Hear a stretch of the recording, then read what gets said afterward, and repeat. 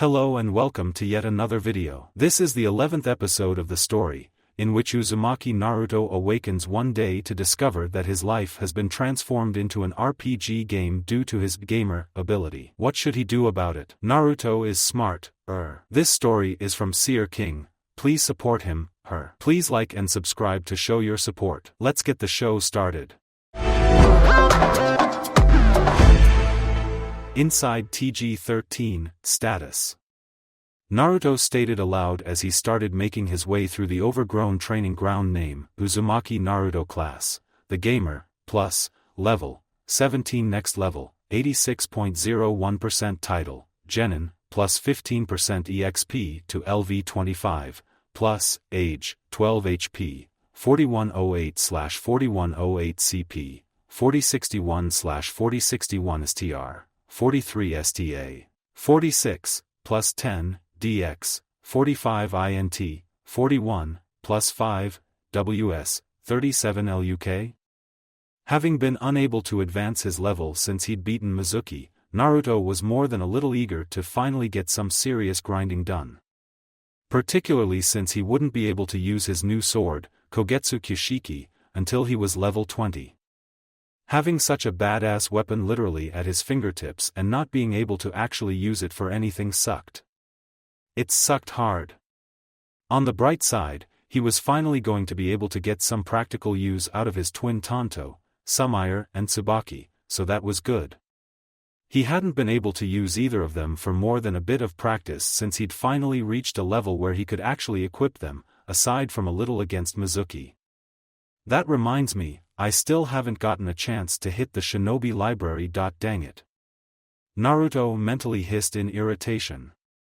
With everything that had been happening since he'd officially graduated and became a full-fledged genin, team meetings and training, dealing with issues as everyone settled into the apartments, ranks, and he'd honestly hadn't thought about it until now. Iruka-sensei had likewise been incredibly busy with his new position since he'd been made the Hokage's assistant when dealing with the new genin teams, so he hadn't been able to help. And he hadn't even thought of bringing it up to Asuma-sensei. So he was stuck with his, self-taught Notoryu Tanto, skill for the time being. Grumbling in annoyance at himself and his stupid busy schedule, Naruto advanced further into Training Ground 13's first sub-area, drawing both his weapons as he did so. Something that he was definitely going to be working on tonight was creating some actual combat techniques outside his jutsu. He had exactly one technique for using with his Tanto, and maybe another one or two when relying on taijutsu. Granted, having a lot of techniques weren't exactly necessary for fighting like a ninja, but they usually had some good bonuses and special effects, if rising knee was any indication. That and they just looked and sounded so much cooler than just attacking blandly. Since I haven't been here for over a week now, the level of saturation should have at least reached a level to spawn a few new monsters. Naruto muttered to himself as he looked around, keeping his voice quiet just in case there were ANBU hidden nearby, keeping an eye on the place after the missing Nin incident. Stalking through the trees, the gamer smirked as the world seemed to blur around him as a random battle was triggered. When things came back into focus, he was almost blinded by the sight of the enemy before him. As always since he'd cleansed the first area, again. The enemy was a possessed Makujin. However, this one was decidedly different from any of the ones he'd seen before. It stood somewhere between a regular, possessed Makujin, and the possessed Elder Makujin, in size, but its most defining feature was that its wooden form was shining like the entire thing was made from polished gold. Possessed Golden Makujin LV20, Blessed Wood of the Forest, a screen appearing in front of him made Naruto blink, then deadpan at it. Rare enemy, congratulations on facing your first rare enemy. These, as the name suggests, are enemies that appear with far less frequency than other monsters, and they typically possess equally rare and useful drop items. Of course, they are also quite a bit more powerful than regular monsters as well, which is why they are sometimes referred to as mini-bosses by various gamers. More risk, more reward. Good luck. Oh, just fuck you, game. Naruto deadpanned under his breath before dodging out of the way of a punch from the Makujin. Its movements were more fluid and human-like than its counterparts, not to mention quicker. Also, unlike before, rather than having a pair of hardened blocks at the end of its arms, this one had a pair of fully functional hands. Hands that were currently forming a set of hand signs. "No freaking way," the boy blurted out in shock. In spite of the fact that a Makujin wasn't a living creature, and therefore had no chakra network, the impossibility before him continued to break the standards of reality by speaking in a voice that sounded more like leaves rustling in the wind than anything comparable to a human voice. Mokuton, Kazuchi. Wood style, wooden mallet. In one fluid movement the possessed dummy knelt onto the ground and slammed its hands into the dirt. Instantly several large lengths of wood, each about as long as Naruto's arm and ending in a spike-like point, shot out of the ground and tried to impale him. Naruto was forced to leap to the side, barely managing to avoid the spikes by the skin of his teeth. Rolling back to his feet, Naruto resisted the urge to stow his weapons and turn this into a straight ninjutsu fight. He'd already decided that he was going to fight and win with his Tanto, and that was what he was going to do. The pop-up a few seconds later made one eyebrow twitch. Quest alert. By the sword, you are facing a mini-boss class monster and you wish to defeat it without disarming yourself of your Tanto. Valiant, but foolish. The system will be impressed if you manage that. Quest objective, defeat the possessed golden Makujin, without dropping your Tanto. Bonus objective, invent a combat technique involving your Tanto before the end of the fight. Quest reward, plus 1000 EXP, Shikamazu, Mokuton Kekkei Genkai Journal, Volume 1, plus 10,000 Ryo. Bonus reward, Tanto Notoryu Kenjutsu, Tanto Zanmai, Skill Scroll or, Tanto Notoryu Kenjutsu, Naizen Togen Kyo, Skill Scroll. Quest failure, get killed by a tree. What an embarrassing end. Accept? While hitting the Y button with a hurried jab of an extended index finger, Naruto let a part of his mind ruminate on how snarky the window was before moving on to the rewards for the bonus objectives. Both techniques sounded pretty cool. He hoped that he'd at least get a look at what they could do before he was forced to choose. Mokuton, Moku Bunshin. Wood style, wood clone, the Makujin rustled, two clones seemingly sprouting from either side of its body. Now confronted with 5 powerful Makujin, Naruto decided to take things seriously and activated his Futon Chakra Nagashi, coating both Tanto in flowing blades of wind. You wanna dance? Okay, let's dance, the fresh genin growled out as he settled into a ready stance. As if on cue, the 5 monsters charged at him. Meeting the rush head-on, Naruto bit back a yelp as multiple wooden fists swung at, and barely missed, his head. He returned the favor with a whirling assault with both his Tanto blades, lopping off wooden limbs left and right. The wind chakra flowing through his blades made chopping through the wooden limbs way easier than he expected, but Naruto was moderately surprised when the damage didn't dispel any of the clones. Apparently, wood clones were pretty durable. Who knew?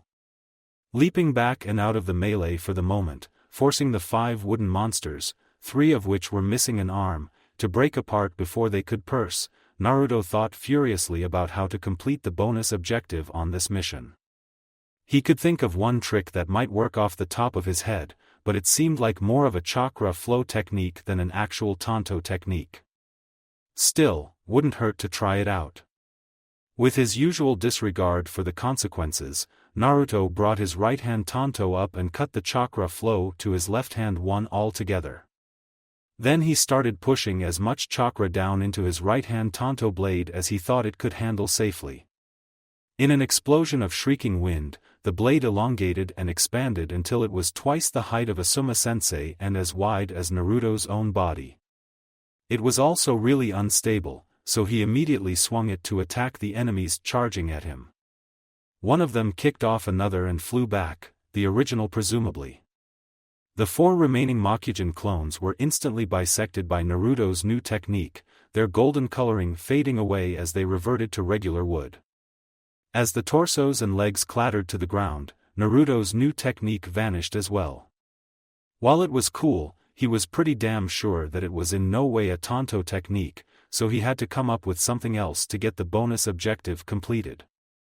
Reigniting the wind blades around his weapons, Naruto launched himself forward and into the air as the cursed dummy started running through another set of hand signs. While still in mid-air, he brought back both blades over his right shoulder as he started to spin through the air as he descended.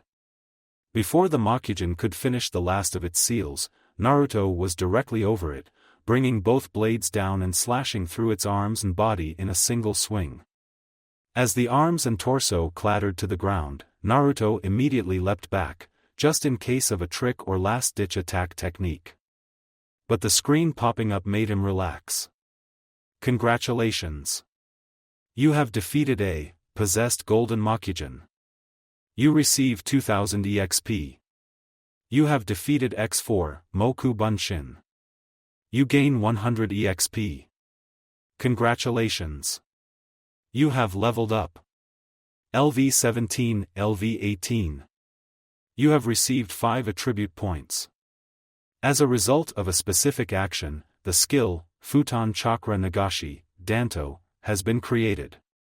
Futon Chakra Nagashi, Danto, active, LV1, 0%, Wind-style Chakra Flow, Sever Sword is a jutsu which allows the user to greatly expand the length and width of the wind blades created using normal, Futon Chakra Nagashi. The larger the weapon being imbued, the larger the wind blade will become. This is an incredibly dangerous technique, with the ability, if well trained, to cut through diamond with ease. Surprisingly for a Futon jutsu, it was created in Kirigakure rather than Sunigakure, and named for a nickname of one of the 7 swords of the mist, Kubikuribocho. Requires an edged chakra metal weapon to be used as a medium. Only usable on a single weapon at a time. Creates an elongated blade around the weapon that extends the reach of the wind blade. The slashing damage of the weapon is 3x the amount of the regular Futon Chakra Nagashi jutsu. At present, the jutsu is unstable and will dissipate after a single swing. Costs 60 CP to activate and 40 CP per minute to maintain. As a result of a specific action, the skill, Tanto Notoryu Kenjutsu, Sojetsu Nijirai, has been created. Tanto Notoryu Kenjutsu, Sojetsu Nijirai, instant, LV1, 0%, short sword 2-sword style sword jutsu, double moon, 2 cuts, is a sword technique created by Uzumaki Naruto while wielding his Tanto, Sumire and Tsubaki. It is a relatively simple technique that uses a slight amount of deception combined with momentum to deliver a pair of simultaneous cuts in close proximity to one another. This can result in the wounds being hard to stitch up in the absence of a mednin. Chakra cost, none. Requires 2 Tanto in order to use. Double slashing damage of weapons used in this attack. Each attack against a non-armored location increases the chance of inflicting bleeding on the target. Chakra Nagashi no Jutsu has gained a level. LV9, LV10, Chakra Nagashi no Jutsu has gained a level. LV10, LV11, quest complete. By the sword, you have successfully managed to overpower a mini-boss with just your sword, and a spot of ninjutsu on the side. Well done. Quest reward, plus 1000 EXP, Shikamazu, Mokuton Kekiai Genkai Journal, Volume 1, plus 10,000 Ryo. Bonus reward, press to choose your reward, plus, eagerly, Naruto pressed the button and was confronted by another screen, with 2 options. Jutsu selection, Tanto Notoryu Kenjutsu, Tanto Zanmai, Short Sword 2-sword style sword jutsu. Short sword/dance is a low-level sword technique involving reinforcing the user's arms with chakra and unleashing multiple close-range slashes at high speed against the enemy. Against slower enemies, or when executed from a position of surprise, this technique can win a fight in an instant. Choose this jutsu. Tanto Notoryu Kenjutsu, Naizen Togenkyo, short sword two-sword style sword jutsu. Two-flash blade illusion border is a mid-level sword technique that acts in a similar manner to Konoha Ryu, Yanagi, as practiced by the eternal genin, Mariboshi Kosuka. By waving the twin blades of their tanto in specific motions and patterns, the user can hypnotize, confuse and befuddle their opponent until they are easily disposed of with a scissor motion cut. Choose this jutsu. Warning. Accepting one jutsu will automatically decline the other. Choose wisely. Well, damn, the blonde boy blinked. Both techniques sounded pretty awesome. The first was exactly up his street, and would probably complement the fighting style that he was building really well. The downside was the lack of variety that the technique offered, being more of the same when it came to combat. The second technique was definitely something that most people wouldn't associate with him, and it gave him access to something he never thought he'd be able to use, genjutsu. Not to mention widening his options in combat.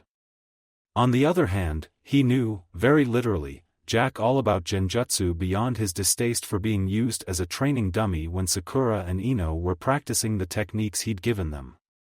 Seriously, ow. Watching the world bend and warp around you, even through memory transfer, was not a fun experience. After a few moments of head-scratching and muttering, Naruto eventually came to a decision. Reaching out, he selected the genjutsu that wasn't a genjutsu for the sole purpose of trying to add a bit more diversity to his style. He left the resulting scroll in his inventory for the moment, deciding to concentrate on reaching sub-area 3 for the moment and not wanting to get sidetracked with a new skill to play with. Opening up his status, he placed the 5 points he had gained into his WS stat, bringing it into the same level as his INT. Stopping to loot the corpses, Naruto blinked in surprise as he got a decent-looking butt staff from one of the Moku Bunshin, while the other 3 merely offered planks of wood. However, the really good loot came from the main body, which gave him several Mokuton altered oak seeds, which, if their descriptions were true, would grow to full size in a month and, when fully grown, would regenerate any limbs cut off from them in under 2 days. He'd have to give most of them to his Gigi, he'd know how to put those to better use than Naruto could. Moving through both the first and second sub-areas, Naruto quickly dispatched any other Makujin as and when he came across them, none being rare monsters. Considering that, in the almost a year since he'd gained the gamer, he'd only come across one of them, that probably shouldn't be that much of a surprise. Okay. Here's the entrance to the third area. Naruto stood in front of the gate and, out of reflex, checked his equipment. Not that he had much, but he made sure that his tanto holsters were secure. He made a mental note to give his C-rank mission outfit a test run at some point, as it was heavier than his regular outfit and he needed to learn to fight with that additional weight. Pushing the gate open and stepping through, Naruto blinked as the trees instantly vanished, leaving a fairly large open field, but not so large that he couldn't cross it at a light jog in under 5 minutes. Also, his weapons were sheathed again, for some reason.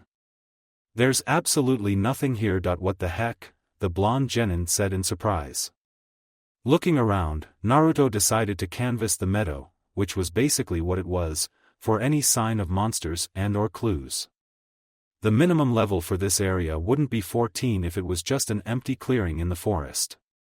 After 10 minutes of frustrated searching, he finally found a hole in the ground, on one side of a gently sloping hill to one side of the meadow. It was large enough for him to walk into without ducking, and he could spread his arms wide with his tanto drawn and still not brush against the sides. I have a bad feeling, Naruto muttered as he eyed the hole. As a window popped up, he knew that his bad feeling had been vindicated. Congratulations!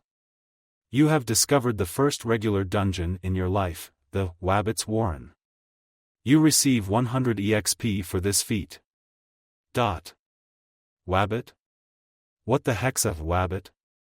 Naruto blinked before an idea occurred to him. As in a rabbit? Great, I'm gonna be fighting rabbits in their own damn burrow. Terrific. He'd hunted ordinary rabbits before, they were quick, agile and had surprisingly sharp claws and teeth. Scale them up to the same size as the squirrels and moles he'd fought before, and Naruto was suddenly feeling even worse about meeting them on their home turf. Despite what most people tended to think about them, rabbits could be vicious little buggers. Letting out a breath and shaking away his nerves, Naruto drew his tanto again and marched into the burrow at a cautious pace. Surprisingly, after about 10 paces into the underground burrow, the warren's layout started to change dramatically. Torches were set into the walls at set intervals, and the tunnel itself expanded, becoming far smoother and more polished, looking more and more like something man-made rather than something carved by a bunch of mutant rabbits. "Okay, this is starting to get weird," the gamer remarked quietly. He advanced along the burrow until he caught sight of the first monster in the warren. It was, unsurprisingly, a rabbit, albeit one the size of a greyhound. It was white, with black spots on it, a piebald rabbit. It was the little banner above its head that confused him though. Wabbit Warrior LV-15, Wascally Wabbit. Is the gamer interface trying to mimic a guy with a speech impediment or something? Naruto deadpanned to himself. Shaking his head at the idea, he focused on the task at hand, namely, taking out the rabbit. Before he could do anything though, the rabbit blurred and vanished, reappearing in front of Naruto in an instant and kicking him into the wall. "You have lost 100 HP. 100 from one kick?"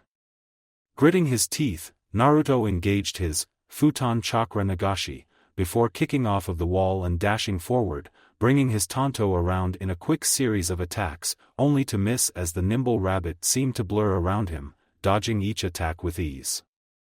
Biting back a growl, Naruto quickly realized that he needed a better way of keeping track of the overly hasty rodent if he wanted to beat it.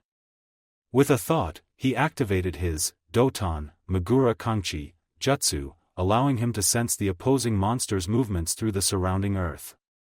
As if it could tell what he was doing, the Wabbit Warrior's eyes seemed to narrow onto him in a glare before it vanished again in a blur of speed. "So that's how you're doing it.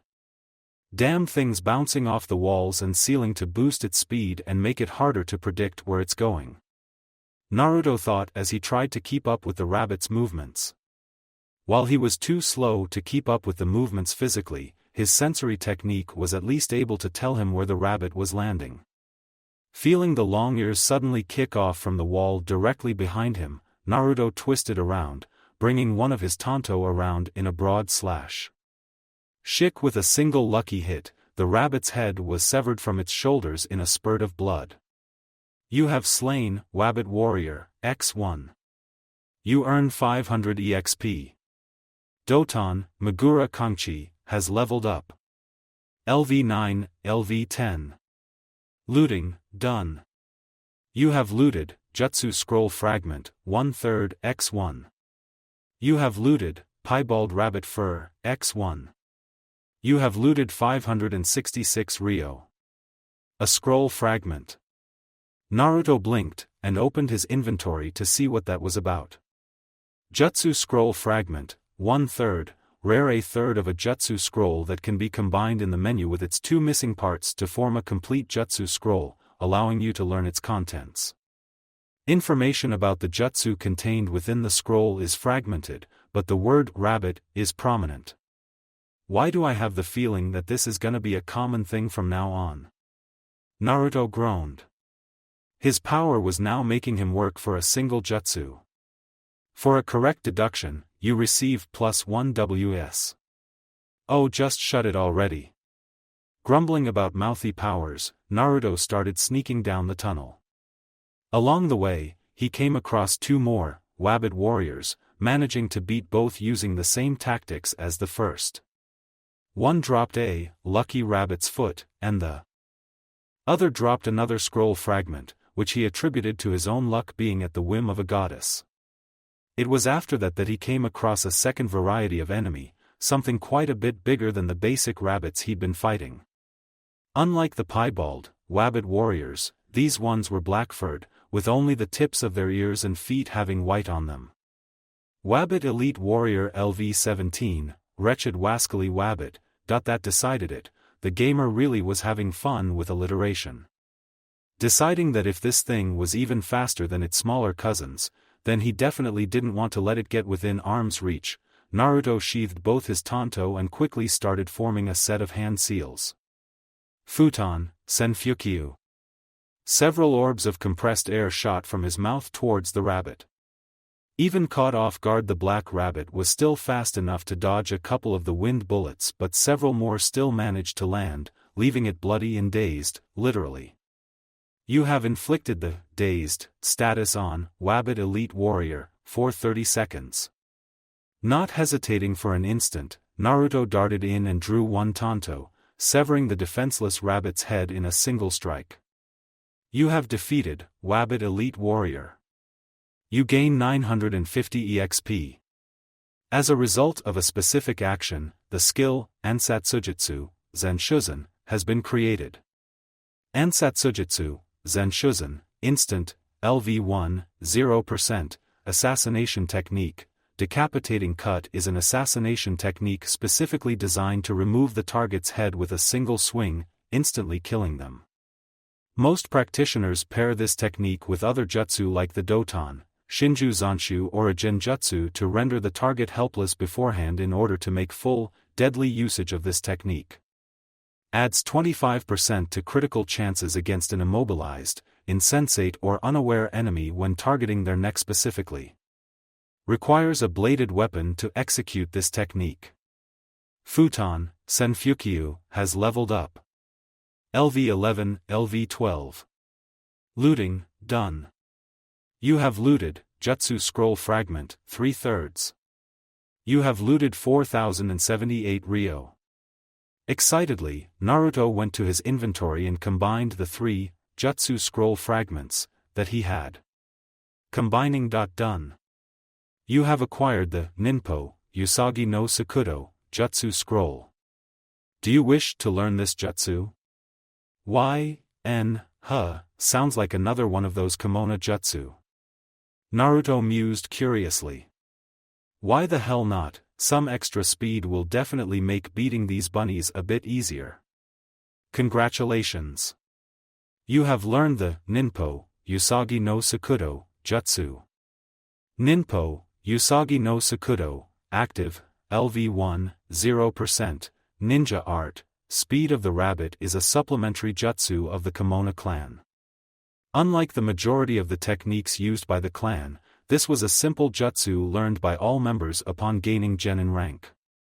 Used when speed was of the essence over agility, a fully trained version of this jutsu could allow its user to outspeed a cantering horse.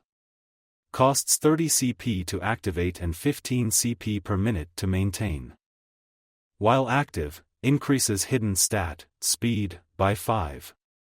While active, lowers dexterity stat by 10. Hand sign, rabbit. A hidden stat? The heck? Naruto blinked.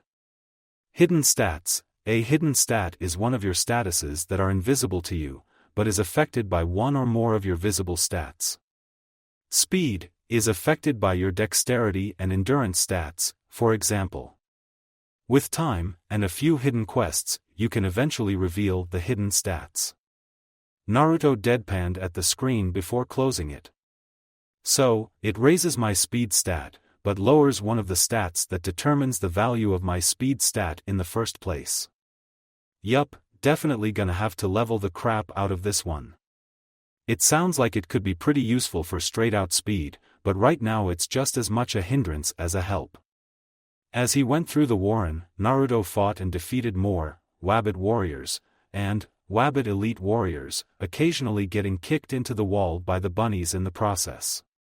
It actually had a positive effect, as the fourth time it happened, the gamer gave him the weak regeneration passive skill, which restored a certain amount of his HP over time so long as he wasn't suffering from the starving, or dehydrated, status effects. It still hurt, but at least the damage was mitigated a little. In between the fighting, he'd come across a couple of chests, most of which had only contained a small stack of Ryo notes. Naruto wasn't one to turn down free money, so he'd happily added them to his growing pile of funds. The one thing that wasn't a pile of cash that he got from a chest was, to his surprise, a weapon schematic. Schematic, Inaba Hankote, super rare. A schematic showing the design for the Inaba Hankote, as well as directions on how to make them and what materials are needed to do so. Requires a LV-15 blacksmith in order to be created successfully. Might need to go and see Tenten's dad about having these made. Naruto muttered, scanning the list of materials. Steel, chakra metal. Windoline chakra metal. At that, rabbit skins and teeth. He'd gotten several of each of those as loot for one of the Wabbit Warrior and Wabbit Elite Warriors, respectively, and a pair of rabbit cores. The heck re those? Dismissing it for the moment, the gamer continued on into the warren. After dealing with another couple of Wabbit Elite Warriors, he came across a large chamber. Inside it, he gaped as he saw, ludicrously enough, an anthropomorphic rabbit, a humanoid rabbit. It had steel blue and white fur, and it was gnawing on a carrot lazily as it read a magazine, lying across blue couch. Naruto pinched himself to prove that no, he wasn't dreaming. Bugs Bunny, the wascally Wabbit LV-21, that darn Wabbit. The hell? Naruto muttered, eyes wide. He was used to weird shit after gaining his gamer powers a year ago or so, but seeing a humanoid rabbit, reading a magazine while reclined on a sofa thing and eating a carrot, was by far the most bizarre thing he had seen yet. Everything else had been, if not normal by the standards of the elemental nations, then explainable. This just wasn't. What's up, Doc? The rabbit looked across the room at Naruto, who stiffened up. So, you're the gamer I've heard so much about. The name's Bugs Bunny. Don't suppose you know where the Great Carrot Festival is, do ya? I took a wrong turn at Albuquerque and ended up here instead. Knew I shoulda gone left. They have a festival for carrots? Naruto said in confusion. Woe is me. Well, the guy who's in charge of your systems promised to have me back to where I'm supposed to be once I give ya a tutorial and practice run of this here dungeon. Bugs said with a put-upon sigh. Tutorial? The gamer blinked. Yep. Think about it, Doc. Every boss you've fought before now has been one that you've had to fight head-on, right? The rabbit flipped his magazine closed before storing it somewhere. Thing is, there are bosses that ain't so simple. Puzzle, tricks, gimmicks and races, those are a few of the alternate ones. In order to beat me, you have to win a game of tag. Tag? Really? Naruto deadpanned. What? Ya ain't ever played tag before? Bugs needled him. You're a level 21 boss monster according to the gamer, dude. Naruto pointed out dryly. Not to mention you're a rabbit. I doubt I could catch up to you if you really put the speed on. Bugs thought about that before realizing something. Wait, only level 21? I'm 82 years old. How am I only that strong? The rabbit cried out, stamping one overly long foot in outrage. Maybe your actual level is being suppressed so you aren't stomping me into the ground? Naruto suggested with a shrug. I'm only level 18, so it would make sense if you were being limited by my level, as a boss that is. Makes sense, Doc, though I'm still calling lazy writing on this one. The rabbit acquiesced. Well anyway. Yeah, you are right that at my full speed, I'd leave ya in my dust, plus I can dig and everything, so I'll limit myself. No special techniques, no digging, just regular running. Catch me inside of the time limit and you win. Simple, ain't it? Pausing to think, Naruto nodded slowly after a moment. And me? None of those jutsu things aimed at me, thank you very much. Bugs said firmly. Jutsu. Sure whatever, Doc. Anyway, use all the enhancement stuff I want, but nothing offensive. The rabbit flapped one hand, that had a white glove on it for some reason, at Naruto. That includes those shuriken things. Shuriken. Tomato, Tomato. Bugs shrugged. So, you in, kid? Sure. What's the time limit? Naruto asked, a bit irked by the lackadaisical nature of the rabbit. 15 minutes. Give you a bit of leeway as this is the first time you're doing this, the rabbit said. Now then. On your marks. Ninpo, Kitsunerisu no Binsho, Ninpo, Usagi no Sakudo. Naruto muttered as he activated both of his speed and dexterity enhancing jutsu. He wasn't sure how fast both of them combined would make him, but he was willing to give it a shot. Get set, and Gugu. Bugs shouted before speeding off down a set of tunnels to the side of the large chamber he was in. Naruto absently noted a 15-minute countdown starting out of the corner of his eye and he sped after the rabbit. In terms of overall speed, Bugs was definitely faster, not to mention more maneuverable, using the tunnel walls to bounce off and quickly redirect his direction. Of course, Naruto wasn't too much behind him. Thanks to his high STA and reasonably high DX, the debuff from using Usagi no Sakudo was minimized by a fair bit. And of course, using the new jutsu in such a high-level race had its advantages. Ninpo, Usagi no Sakudo, has leveled up. LV1, LV2. Ninpo, Usagi no Sakudo, has leveled up. LV2, LV3. Ninpo, Usagi no Sakudo, has leveled up. LV3, LV4. Ninpo, Kitsunerisu no Binsho, has leveled up. LV5, LV6. Ninpo, Kitsunerisu no Binsho, has leveled up. LV6, LV7. With every level boost that his two jutsu gained, the gap between Naruto and Bugs shortened. Even so, the blonde boy was painfully aware of the time ticking down, even as he twitched every time he got hit by a one-liner from the rabbit he was chasing. How now, brown cow? 7:14, oh, almost. 5:59, not quite, doc. 4:30, Ninpo, Usagi no Sakudo, has leveled up. LV4, LV5. Ninpo, Kitsunerisu no Binsho, has leveled up. LV7, LV8. Got you. Naruto shouted as he tackled Bugs out of the air in mid-leap. Landing on the ground with a thud, the blonde boy grinned at the stunned look in his adversary's eyes. Tag, you're it. Ha. Well done, Doc. You got me. Bugs Bunny chuckled. You have defeated, Bugs Bunny, the wascally wabbit. You receive 2700 EXP. You receive, level 10 scroll, X2. You receive, Wind Chakra Medal, Ingot X2. You receive, Rabbit Core, X2. You receive 20,000 Rio. Getting off of the now defeated boss, Naruto blinked as the rabbit's body started to glow. Looks like I'm outta here. Bugs laughed. Next time you come here, it'll be just a regular old rabbit you'll be up against. Or whatever the bosses here are, anyway. Good luck, kid. With a flash of blue light, Bugs left. In his place was a scroll, which Naruto picked up. You have discovered the taunt skill scroll. Do you wish to learn this skill? YN, if it does what I think it does, hell yeah. Naruto smirked. Congratulations.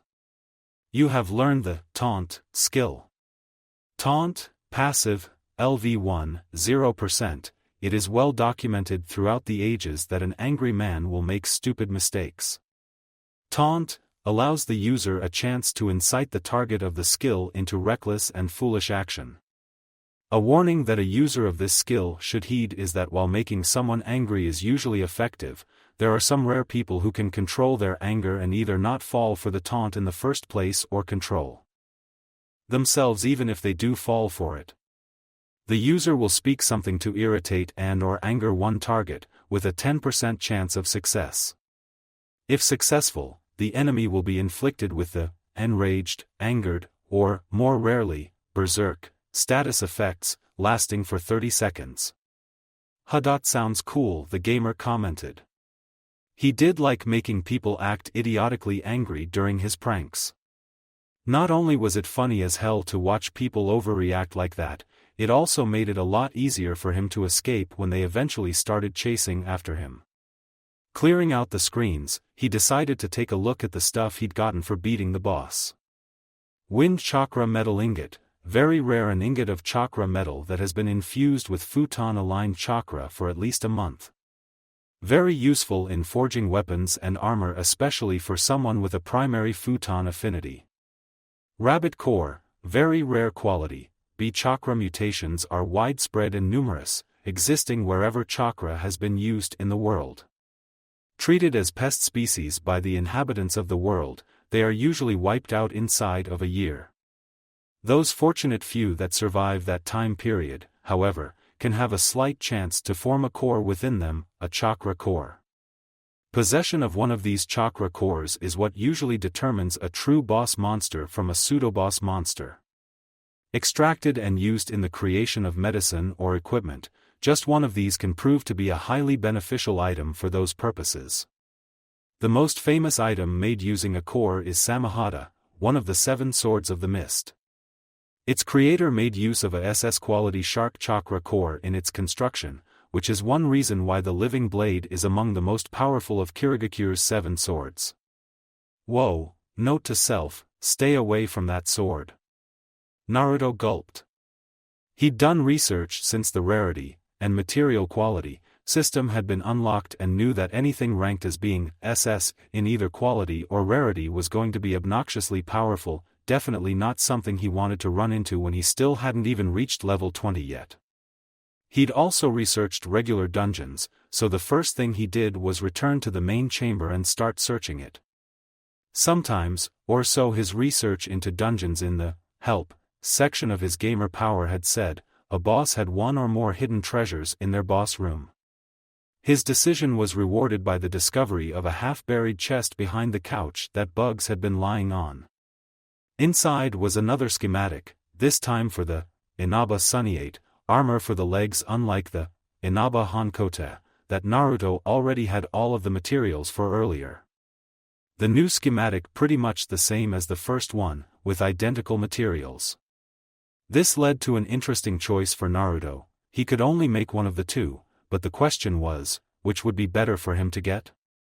The Hankote would protect his arms, while the Sunniate would protect his lower legs.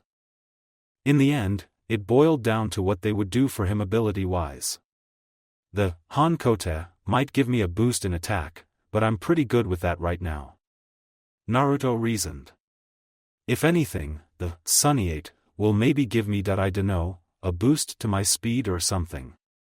Okay, I'll ask Tenten if her dad'll make the Inaba Sunniate for me. I'll have to pay him. Hope I have enough.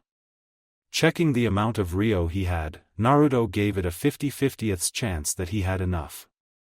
Deciding to grind over the next couple of days to build up his funds, and possibly get another couple of rabbit cores, the fresh genin gave the central borough one final look over before heading back to the Amicage apartments. He was getting hungry, after all. The next day, after missions and training Hokage's office, Mokuton enhanced seeds, you say, Naruto-kun? Sarutobi blinked as he gazed at the handful of seemingly innocuous seeds sitting on his desk. That's what the gamer calls them, Gigi.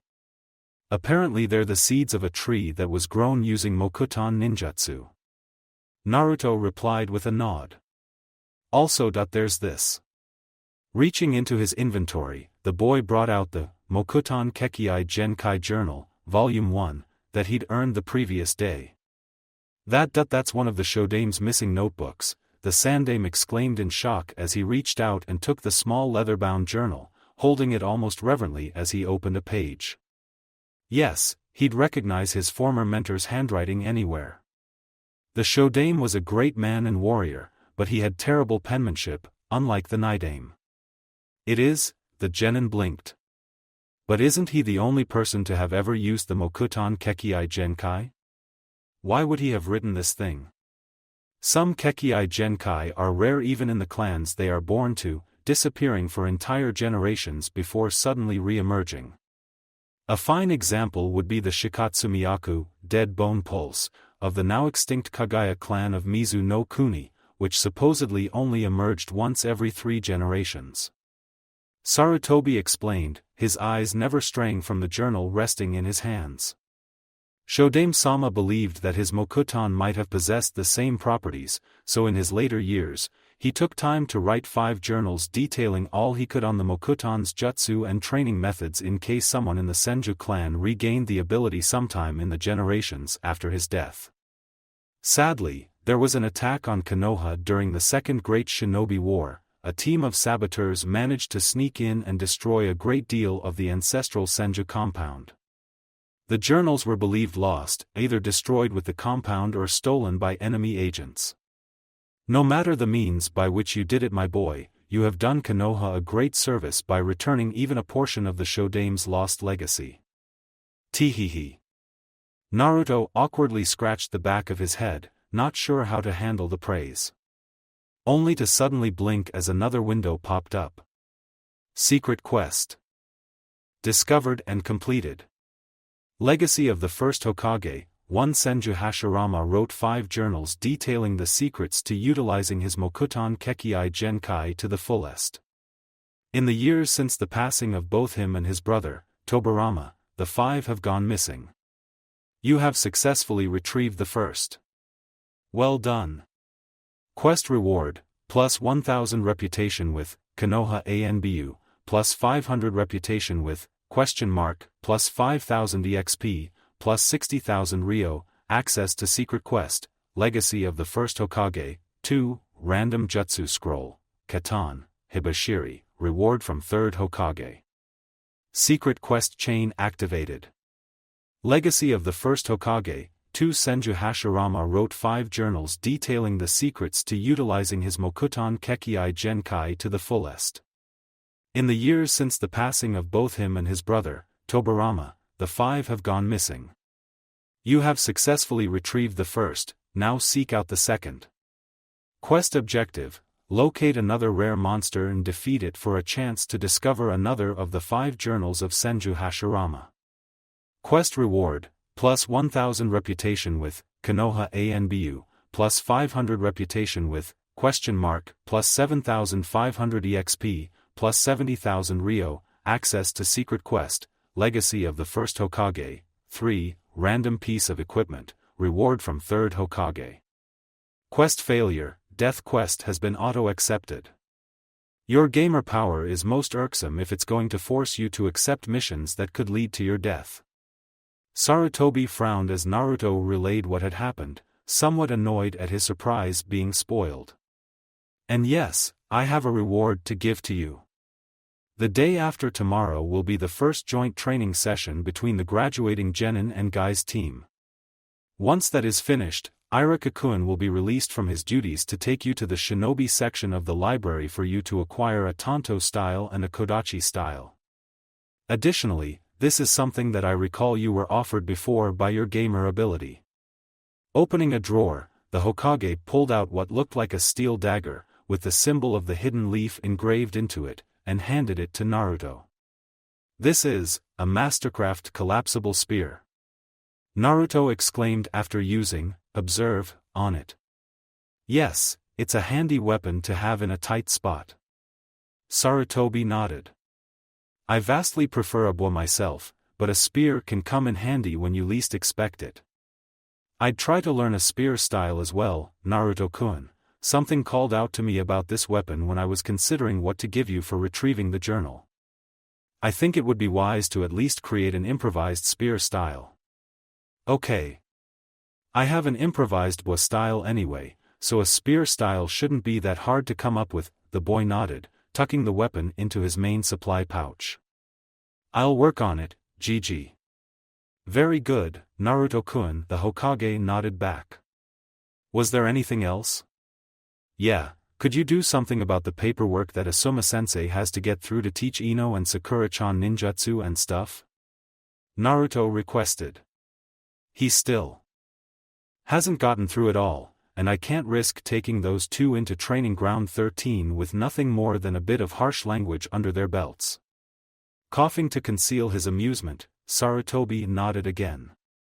Very well.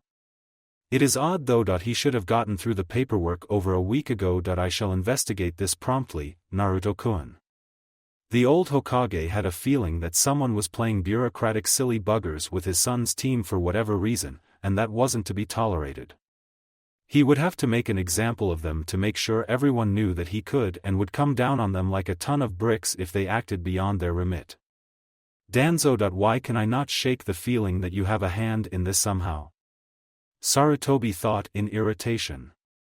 His old teammate had kept himself fairly quiet since the missing Nin incident, but the old village leader wasn't fooled by Danzo's seemingly benign attitude as of late. He had failed to possibly acquire Naruto, so he was lying low until Sarutobi was distracted so another attempt could be made. Naruto-kun, I would ask that you keep the discovery of the Shodame's journal a secret, he requested calmly. Such a thing being discovered could cause quite a hullabaloo which I would prefer to avoid. Sure. I wasn't planning on telling anybody about it anyway. Naruto agreed with an easy shrug. It wasn't something really worth bragging about in his opinion. It wasn't like he'd gone out looking for the thing. After a few more minutes of discussion about casual topics, Sarutobi undid the seal his office was under and watched as his surrogate grandson left before snapping his fingers, making an ANBU appear. Summon Tenzo, he ordered, the masked figure vanishing to obey his orders. Minutes later, a cat-masked man appeared kneeling before his desk, and Sarutobi once more sealed the room. Remove your mask, Tenzo.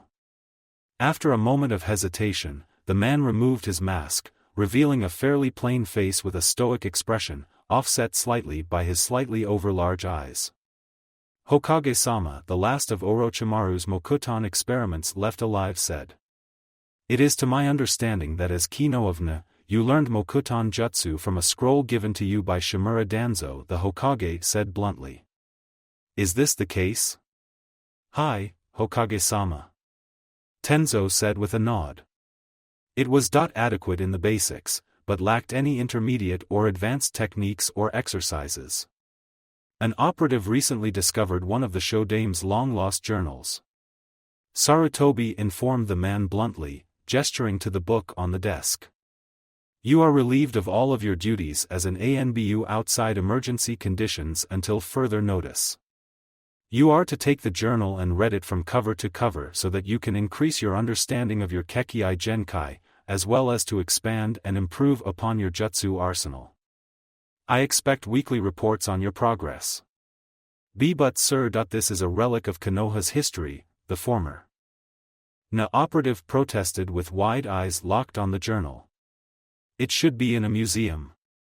It is something that Shodame-sama wrote in order for it to be used, Tenzo, not left to gather dust on a shelf, the Hokage stated firmly. He would want someone who had his bloodline limit to make use of it.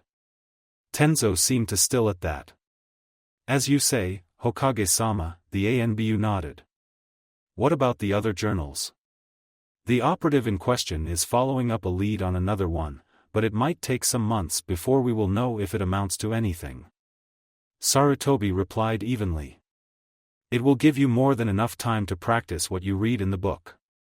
I am authorizing you to use Training Ground 78 exclusively for your training with this book. Ground 78 was one of the most isolated and distant training grounds available to Konoha shinobi while still being within Konoha's actual domain.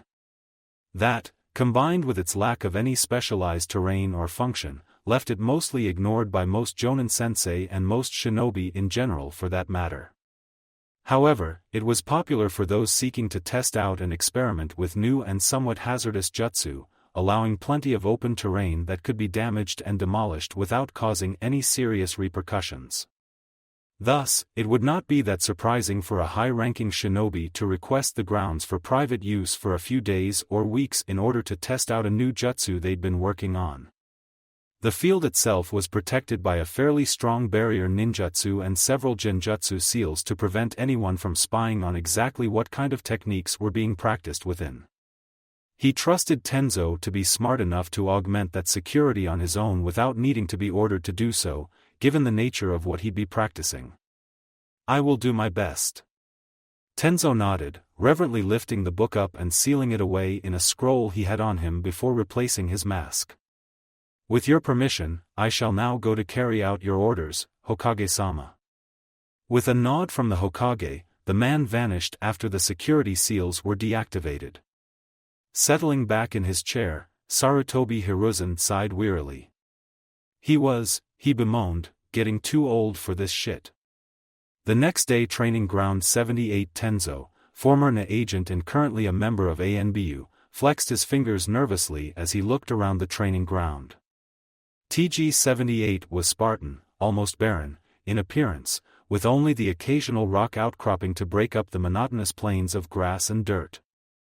The wide, open space was perfect for testing out volatile jutsu, particularly with the myriad of Kekai ninjutsu set up around the training ground's outer perimeter, preventing anyone from seeing, hearing, sensing, or even feeling anything that happened within its boundaries. So far, he'd only had time for a quick, frantic look through the Shodame's journal, but that little bit of skimming had already answered so many of the things that the scroll Shimura Danzo had provided had glossed over, inferred, or simply left blank about his implanted Kekai Genkai.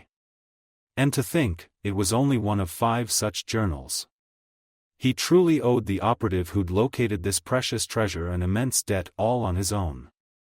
He once again reaffirmed his vow to discover their identity and personally acknowledge and repay the debt however he could. For now though. Mokuton, Roppongi Daichuro no Jutsu. Wood style, 6 trees Great Pillar Prison Jutsu, he declared after using the ram, rooster and snake hand signs. Instantly the ground in front of his feet split open, 6 large, barren trees shooting upward out of the ground in a circle. Roots and branches stretched outward to merge with their neighbors in a thick latticework as the tops merged in the middle. In just a few moments, a massive wooden cage sat in the middle of the field, thick walls strong and intricate enough to block any attempt at escape that couldn't shatter them outright. Just 2 days ago and this would have left me half ready to collapse. Tenzo thought, shaking his head slightly in disbelief. Due to the artificial nature of Mokuton implanted within him, he lacked the large chakra coils and dense chakra of a naturally born senju, which was a major disadvantage considering how chakra-intensive the more powerful Mokuton techniques could be. Even with all his training and efforts, the more powerful of the Shodame's jutsu were still utterly beyond him. Oh, he could put up a house or 2 easily enough, or form a regular-sized cage, and just growing trees had always been fairly simple, but something as intricate and wide-scale as the Roppongi Daichuro would have left him collapsing to his knees as if he'd just survived a free-for-all with several of fellow ANBU agents all at once. Now, he was barely breathing hard. He'd been trying to develop a more chakra-efficient mass capture technique using the Mokuton technique for years. And now, one of the jutsu he'd previously discarded as too chakra-invasive was working perfectly. All from a quick, frantic once-over of the first journal. Looks like it's time I hit the books. Tenzo chuckled, heading toward the small section of the training ground where he'd set up his camp. The next day, Training Field 7. You have entered Training Field 7, Field of the Memorial Stone. All gains to Jutsu EXP are increased by 2%. All gains to regular EXP are increased by 2%. All gains to Skill EXP are increased by 2%. Whoever's got first dibs on this place is a damn lucky son of a bitch. That was Naruto's first thought as he walked into the training field. So far, the regular training fields he'd encountered barely gave a 0.5% increase to EXP gains, or maybe a 1 or 2% increase on a certain type of jutsu or training. And the training grounds filled with chakra mutations didn't give any sort of bonus to EXP gains. What the heck made this one so much better? Hey Naruto! Tenten called out, moving forward to clap him on the shoulder when she noticed him approaching, a ready grin on her lips. Ready to show everyone what we've got?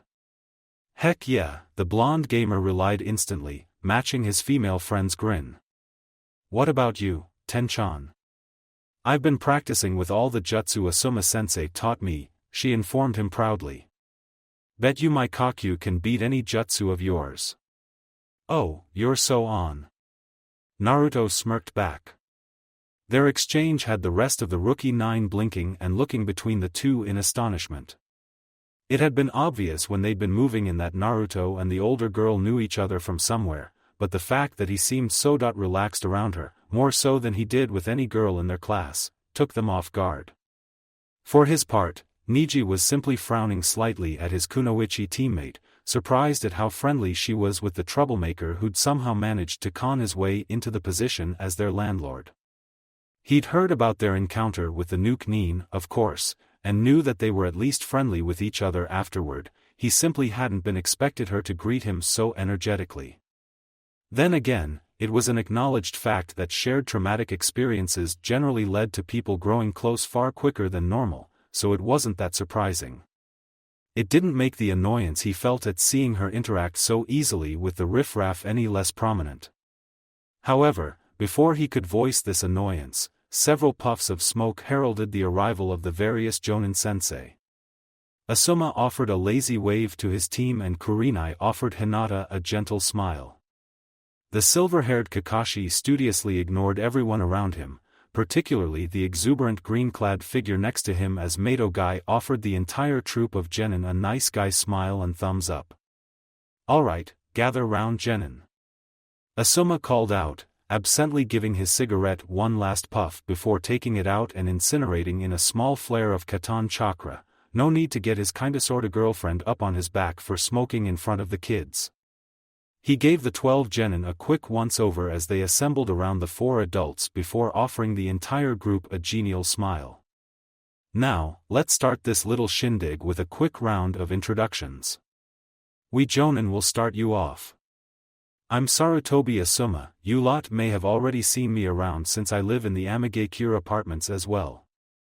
I'm Team 10's Jonin Sensei, and I specialize in Bukijutsu and Ninjutsu, particularly Katan and Futon techniques." Kurenai was next, stepping forward as he stepped back to give her center stage, offering the gathered genin a beatific smile.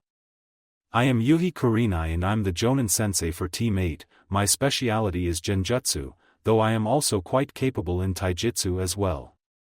"Yo," the name's Hatake Kakashi, the Cyclopean Jonin offered next, not even bothering to step forward as he offered the group a half-hearted wave. "I suppose I'm the Jonin Sensei for Team 7, for my sins. As for my speciality, don't really have one, sorry. Maybe assassination, I suppose."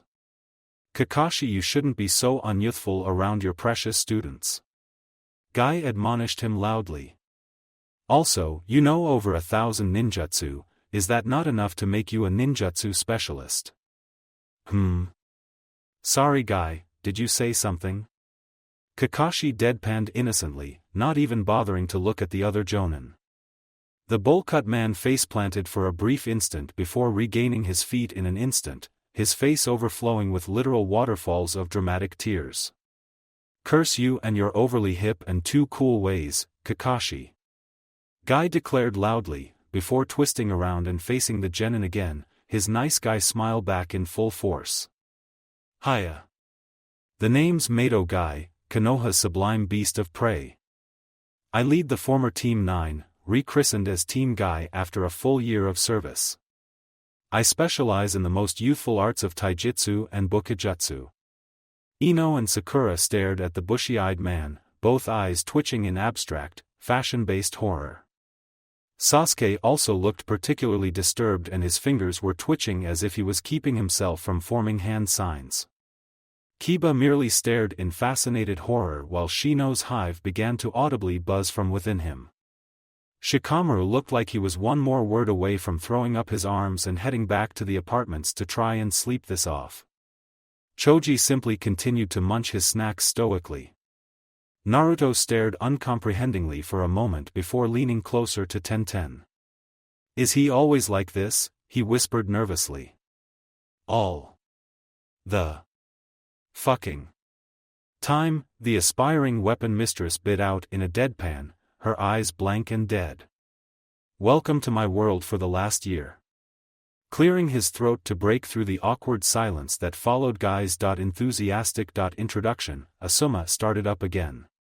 Now, I know most of you already know each from either the academy, your clans, or your own misadventures. He shot Naruto and Tenten a grin at that, causing both genin to blush slightly. So, we'll keep this simple to break the ice. Just introduce yourself and show off whatever jutsu you're best at or most proud of. We'll go by team number and work our way up, so Kakashi's kids, you're up first. Scowling slightly at what he thought was a waste of time, Sasuke slouched forward and decided to get it over with as quickly as possible. Turning to face a barren patch of the training grounds, he began forming hand signs. I'm Uchiha Sasuke, and my favorite jutsu is this. Finishing the quick string of 6 seals, Sasuke brought one hand up to his mouth. Katan, Gokakyu no Jutsu. Fire style, Great Fireball Jutsu.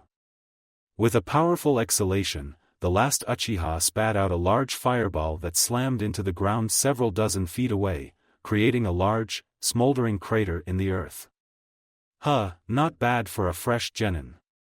Asuma noted absently, tossing Kakashi a curious look. So, that means he's considered an adult by the Uchiha standards. Bet that caught you off guard. Somewhat, responded the silver-haired jonin with a slight shrug. He was already wearing the clan symbol on his back, so I was half expecting it. Honestly wasn't sure if he knew about that tradition or not, considering how young he was when it happened. The introduction continued quickly after that, most of the gathered genin eager to show off their hard-earned skills and jutsu. Kiba quickly showed off the Shikyaku no Jutsu, for legs jutsu, that was the basis of his clan's fighting style, while Shino calmly and meticulously displayed his Hijitsu, Muchio's secret jutsu, insect calling, which attracted nearby insects to him. Hinata was next, shyly going through a quick, basic kata of the Juken, gentle fist, style.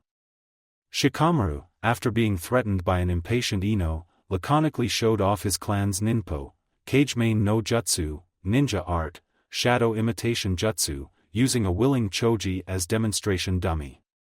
Choji, for his part, happily showed off his Baika no Jutsu, expansion technique. Tenten started things off for the former Team 9, sending 10 shuriken and kunai into the bark of a distant tree in less than 10 seconds, leaving a perfect Konoha symbol embedded into the bark. Lee then happily proceeded to show off a Konoha senpu, leaf whirlwind, to kick the head off a training dummy Guy had happily provided. Niji finished their team's demonstration using a technique called Hakusho, 8 trigrams vacuum palm, to blast the rest of the dummy into splinters from several feet away. Then it was Team 10's turn, with Sakura starting things off by demonstrating her Suiton, Swijoki Bunshin no Jutsu using the nearby river. Ino, not to be shown up, demonstrated her Ninpo, Shintenshin no Jutsu, ninja art, mind transfer jutsu, to take control of a nearby bird and have it peck at Naruto's head.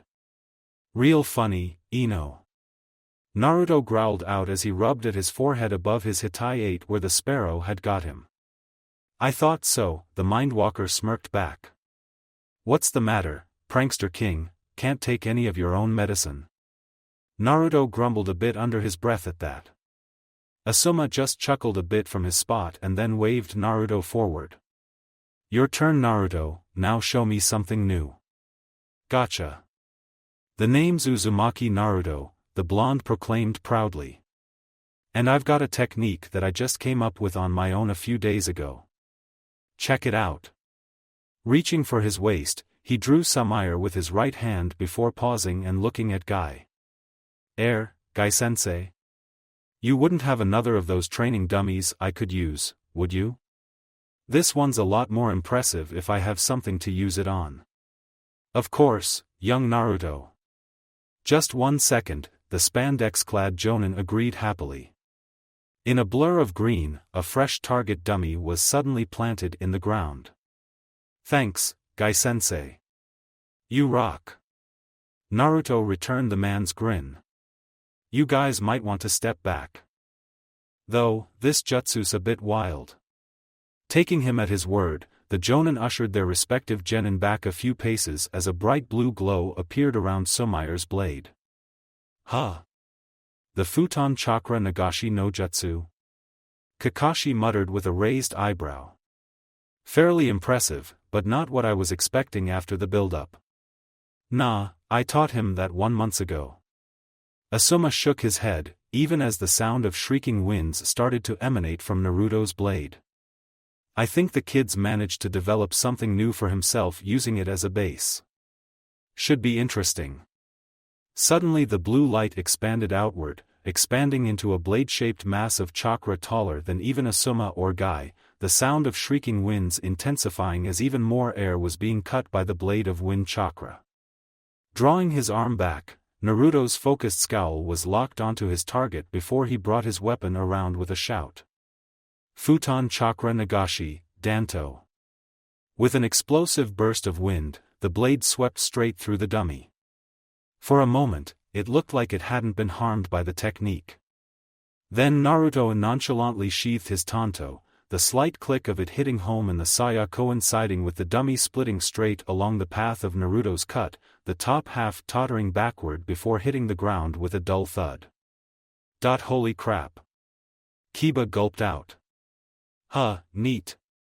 Asuma muttered slowly. That kinda looked like what I do with my trench knives when I'm using my hien, flying swallow, jutsu, only bigger. Much bigger. Well, that kind of chakra flow isn't exactly uncommon. There's several other chakra flow techniques that produce similar effects, not to mention the samurai's samurai saberu, samurai saber, technique.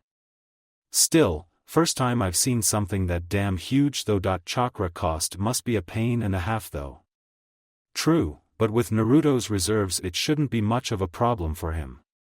Kakashi pointed out softly. Asuma couldn't argue that. Kid was a frickin' chakra dynamo. Shaking his head, he returned his focus to the genin. Alright, that was a fairly impressive display from all of you, the bearded Jonin called out as he retook center stage. Now, to be fair, we Jonin will show you kids one of our favorite techniques.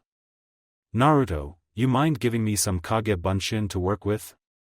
You got it, sensei. Kage Bunshin no Jutsu. Naruto grinned, making the clone hand sign. In puffs of chakra smoke, 20 or so copies of himself appeared. Blinking in surprise, Niji activated his Byakugan only to instantly freeze up at what he saw. Those clones each have their own chakra network, they're actually shadow clones, he muttered out in shock. Perhaps that he'd underestimated his teammate's new acquaintance a tad. Sheesh, I can't believe that idiot can just throw those things around like that. Sakura groaned, rubbing her head. Just the thought of how much chakra that has to cost is making my head ache. Asuma simply grinned as he moved a bit away from where his fellows and the genin had gathered. Alright kid, send them at me. You heard him boys. Charge, the blonde Uzumaki roared out. Hooping and hollering their own battle cries, the 20-odd clones charged forward, many drawing out their copies of Tsubaki and Sumair as they did. Asuma merely smirked. With a smooth, well-practiced motion, he shifted his left hand to form a half-ram hand sign in front of his chest, his right moving down with his palm parallel to the ground. An intense gold light suddenly bloomed into life behind his back, forming a large, golden statue in the form of the 1,000-armed cannon, a multitude of arms fanning out behind its form. What the? Both Niji and Hinata instinctively activated their Byakugan, allowing them to see the golden chakra that Asuma was using. It was strange. It looked human, but it seemed to have been altered somehow, unlike anything the two genin had seen before. Every one of the attacking shadow clones were suddenly blocked by 9 visible arms stretching out from behind the cannon, even those few that had activated their own Futon Chakra Nagashi. Hopping back, the clones exchanged looks, splitting into 2 mostly even groups that split off and tried to encircle the Jonin from both sides. Futon, Yakaze, one group shouted after making the bird hand sign. A positive flurry of wind bolts shot at Asuma, at least 10 from each clone in the group. Suetun, Yudachi, the second group shouted, having made the snake, ram, rat and horse hand signs. In this case, it was dozens upon dozens of water darts that appeared and fired at Asuma. That's enough of that, playtime's over. The bearded jonin smirked before his face became serious and he focused on his jutsu. Reigo, Senjusatsu. Welcoming approach, thousand-armed murder. In an instant, the cannon turned red and became angry, changing from a gentle, Buddhistic figure into that of a raging demon, before dozens of fists lashed out, destroying both the incoming attacks and the Shadow's clones which had created them in an instant. Wow! Naruto gulped. He noted a window popping up and looked at it out of the corner of his eye. Kage Bunshin no Jutsu has leveled up. LV10, LV11. Futon, Yakaze, has leveled up. LV5, LV6. Suetun, Yudachi, has leveled up. LV5, LV6. At least he got something from that. Still scary watching yourself get one shot. That was a technique I learned from a dear friend of mine, a fellow member of the Guardian Shinobi 12. Asuma informed the awestruck genin. Afraid it's not one I'm capable of teaching, though, for two big reasons. First, I'd need permission from the Fire Temple to pass on the technique. Second, it requires special training to create the Senzoku no Sai, gift of the sages, chakra that it uses, and you need training as a ninja monk, to unlock that. My friend taught me the basics, but I'm nowhere near qualified to even teach those to anyone. After Asuma's rather dramatic performance, the other displays went by fairly quickly. Guy stepped forward next, demonstrating a quick powerful combination of his Goken, strong fist, fighting style, and finishing with an advanced form of the Konoha Senpu Lee had demonstrated, the Konoha Gariki Senpu, Leaf Strong Whirlwind. A spinning backwards kick so powerful that it completely cleaved through the trunk of the thick, healthy tree he'd used as practice dummy, sending the top portion clattering backwards into the woods and bringing down several more trees in its path. Kakashi had facebombed at the rampant destruction of his training ground. You're replanting those, Guy, he'd muttered in annoyance. Kurenai had stepped forward next and, like Asuma, had requested a few clones of her own. Sadly, the 6 Naruto had provided for her didn't even get a chance to fight back as Kurenai demonstrated a technique combination she called Enshosui, Apricot Blossom Droop. A swift elbow drop had destroyed the first clone, followed by a pair of swift kicks dispatching the next two, before she seeming breathed out a cloud of cherry blossoms that engulfed the remaining 3 before exploding. Apparently, the blossoms were actually miniature explosive tags covered with a small genjutsu to make them look like simple flower petals. Sakura had been very much intrigued by that part. Kakashi had stepped forward last, demonstrating a single jutsu that was, ironically enough, Naruto's worst element, lightning. Still, seeing the Raitun, Reijutsuga, lightning style, lightning beast tracking Fang, had really made him want to work with his weakest element until he could at least pull off that jutsu. Creating a literal lightning dog to attack your enemies that the user can literally control and direct using a leash of lightning connected to their hand. So cool. Hey, Kakashi-sensei, are there any other elemental versions of that jutsu? The blonde hadn't been able to keep himself from asking. Kakashi had actually seemed to pause and consider it for a moment. Well, the closest I can think of is the Kuchios, Doton, Suga no Jutsu, summoning, earth style, tracking Fang Jutsu, but that can only be used by someone who signed a contract with a canine summoning contract. There's also a Suetun technique called Suetun, Sueju, water style, water beast, but that one's a fair bit more advanced and a B-rank technique. The boy seemed to slump in disappointment. And lightning's my worst element too.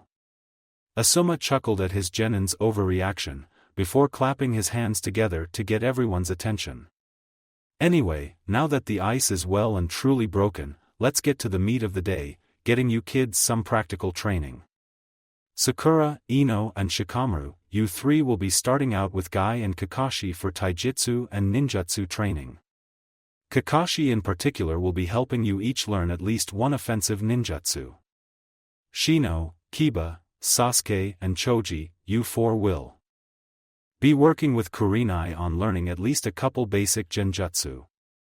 Lee, Tenten, Niji, Hinata and Naruto, you'll all be working with me first. We'll switch out in a couple of hours to get you all a bit of training everywhere you need it. Yash.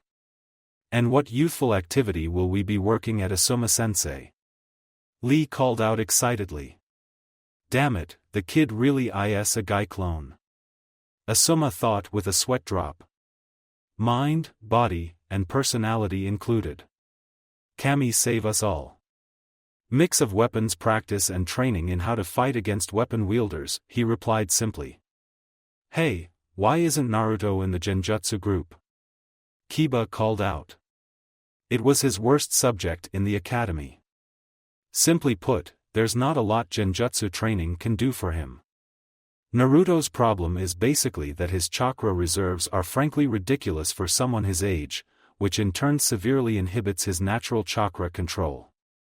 Asuma explained, going with the cover story he and his father had agreed on. That's why he can't use either genjutsu, which requires fine chakra control to be effective, or the regular bunshin, which requires so little chakra that he can't manipulate it without far better control than normal. The only way for him to overcome this issue is to have him train extensively in various chakra control exercises to help refine his control and eventually build up his ability to manipulate his chakra. Hey! I'm standing right here. Naruto protested with a pout. It's not your fault, kid. Asuma assuaged his genin's bruised pride. He knew the lie might be a bit degrading for the kid, but it was better than announcing his unique status for one and all to hear. Your sensei back in the academy should have noted it ages ago and had you working on your control from the very start. The fact that it took until Irika fully took over your classes for the problem to be noticed is another black mark against them in my opinion. Naruto grumbled a bit more, but didn't argue as their group moved a bit away to start their training. Alright then, Asuma started once their groups were separated. Naruto, I remember my old man mentioning that Irika would be picking you up after this training session to hit the library in order to grab a Tonto and Kodachi style for you to work with. So, actual training with them might not be all that useful for now. Once the lecture's over you're free to practice your jutsu if you want. Actually sensei, I've got a new weapon I was hoping to test out, not to mention I was sure Tenchan would want to get a look at it. Naruto offered cheekily before he drew out and extended his new collapsible spear. Tenten naturally went gaga the moment she saw it, eagerly grabbing the new pointy stabby out of Naruto's hand and examining it in minute detail, looking for the maker's mark. I don't recognize this symbol, she muttered curiously as she examined the spear's butt, where the mark was located. She knew most of the maker's marks for the smiths operating in and around Konoha. Let me have a look. Asuma requested, taking the spear and examining the mark before he grinned. Oh, that's old Io's mark. Not surprised you haven't seen it before, he doesn't deal much with the weapon dealers. The man used to be a bit of a legend in the village's R&D department, came up with some seriously scary shit during the Second and Third Wars. He's retired now, but still runs a smithy outside the village limits, mostly to keep the property damage he causes to a minimum. Crazy old man like to work on any project catches his attention and most tend to be pretty over the top. Over the top? Tenten asked curiously. The old-timer loves his weapons, problem is that he tends to make them just for the sake of seeing if it's possible rather than any actual combat applications these days, the jonin explained with an amused smirk. A couple of his latest projects include a Dai shuriken propelled via explosives and a kunai the size of a zanbato. The heck?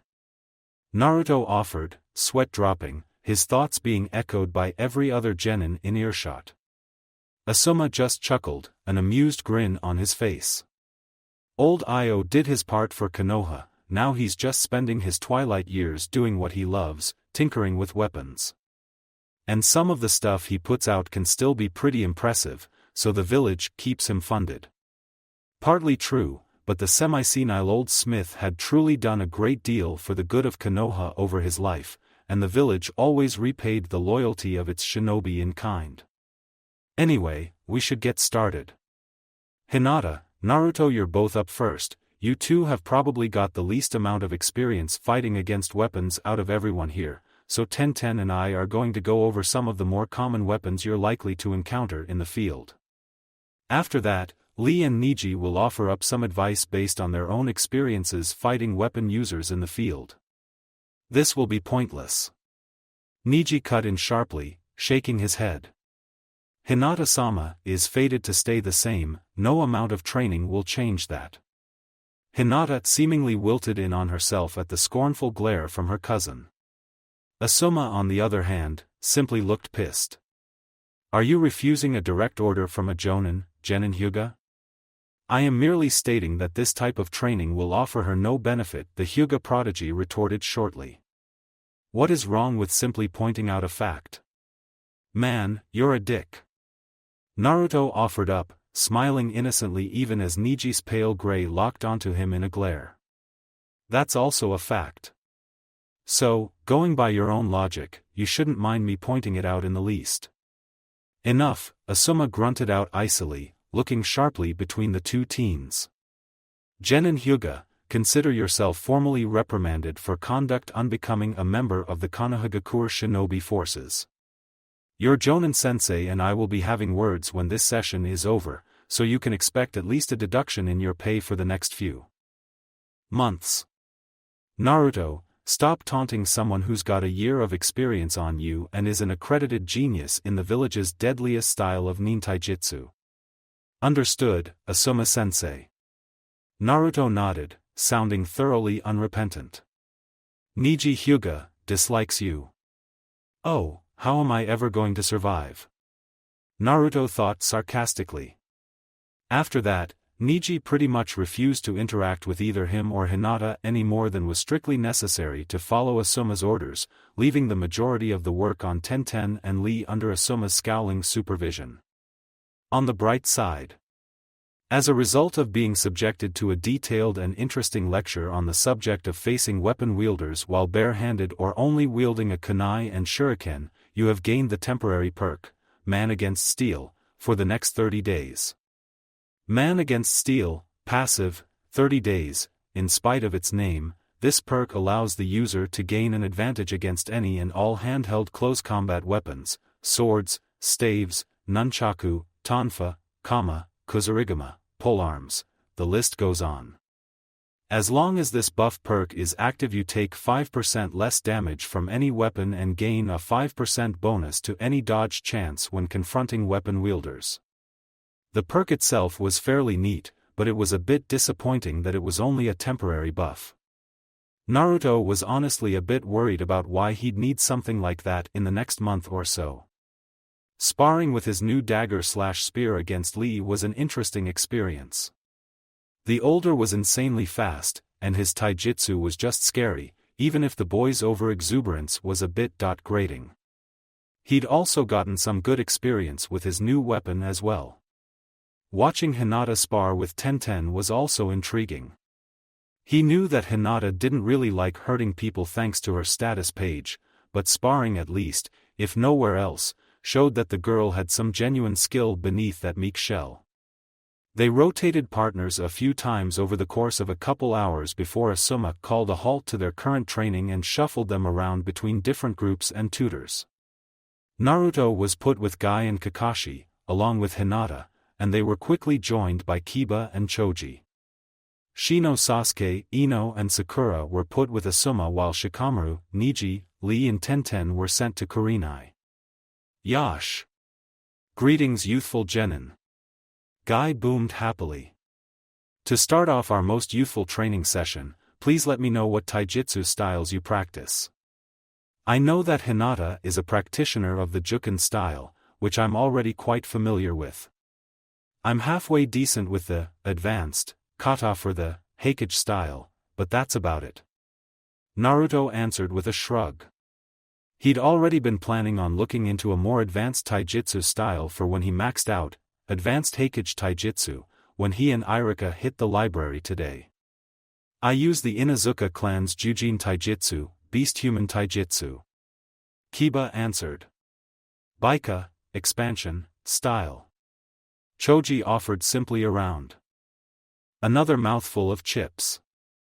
I suppose the last two are to be expected given your clans, both have capable and firmly established styles that they've been practicing for years. Guy nodded. Sadly for you, Naruto, while the Hokage style is an excellent introductory style, I'm afraid it will not prove useful for anything outside of a D-rank mission. Guy was firmly of the opinion that a solid groundwork in taijutsu was a necessity for any ninja, no matter their speciality. While the Hokage style was quite good at its intended tasks, instructing new practitioners in the basics of unarmed combat and promoting basic physical health and fitness, it was not a combat style. He personally believed that non-clan and civilian aspirants should at the very least be encouraged to begin studying a new style no later than the start of their final year. Irika-sensei is planning on escorting me to the Shinobi section of the library after this training thing is over to look for a proper dual Tanto and Kodachi style. Naruto replied with a shrug. I was already planning on looking into finding a better taijutsu style for myself while I was there. Excellent.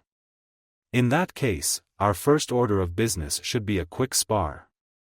Guy enthused with a bright, sparkling grin on his lips. I am, with no false modesty, the acknowledged taijutsu master of Konohagakure. I'm sure I can offer some insight onto what form of style would be suit you. Simply come at me in whatever way feels natural to you, that way I can judge not only your physical capabilities but your natural combat inclinations.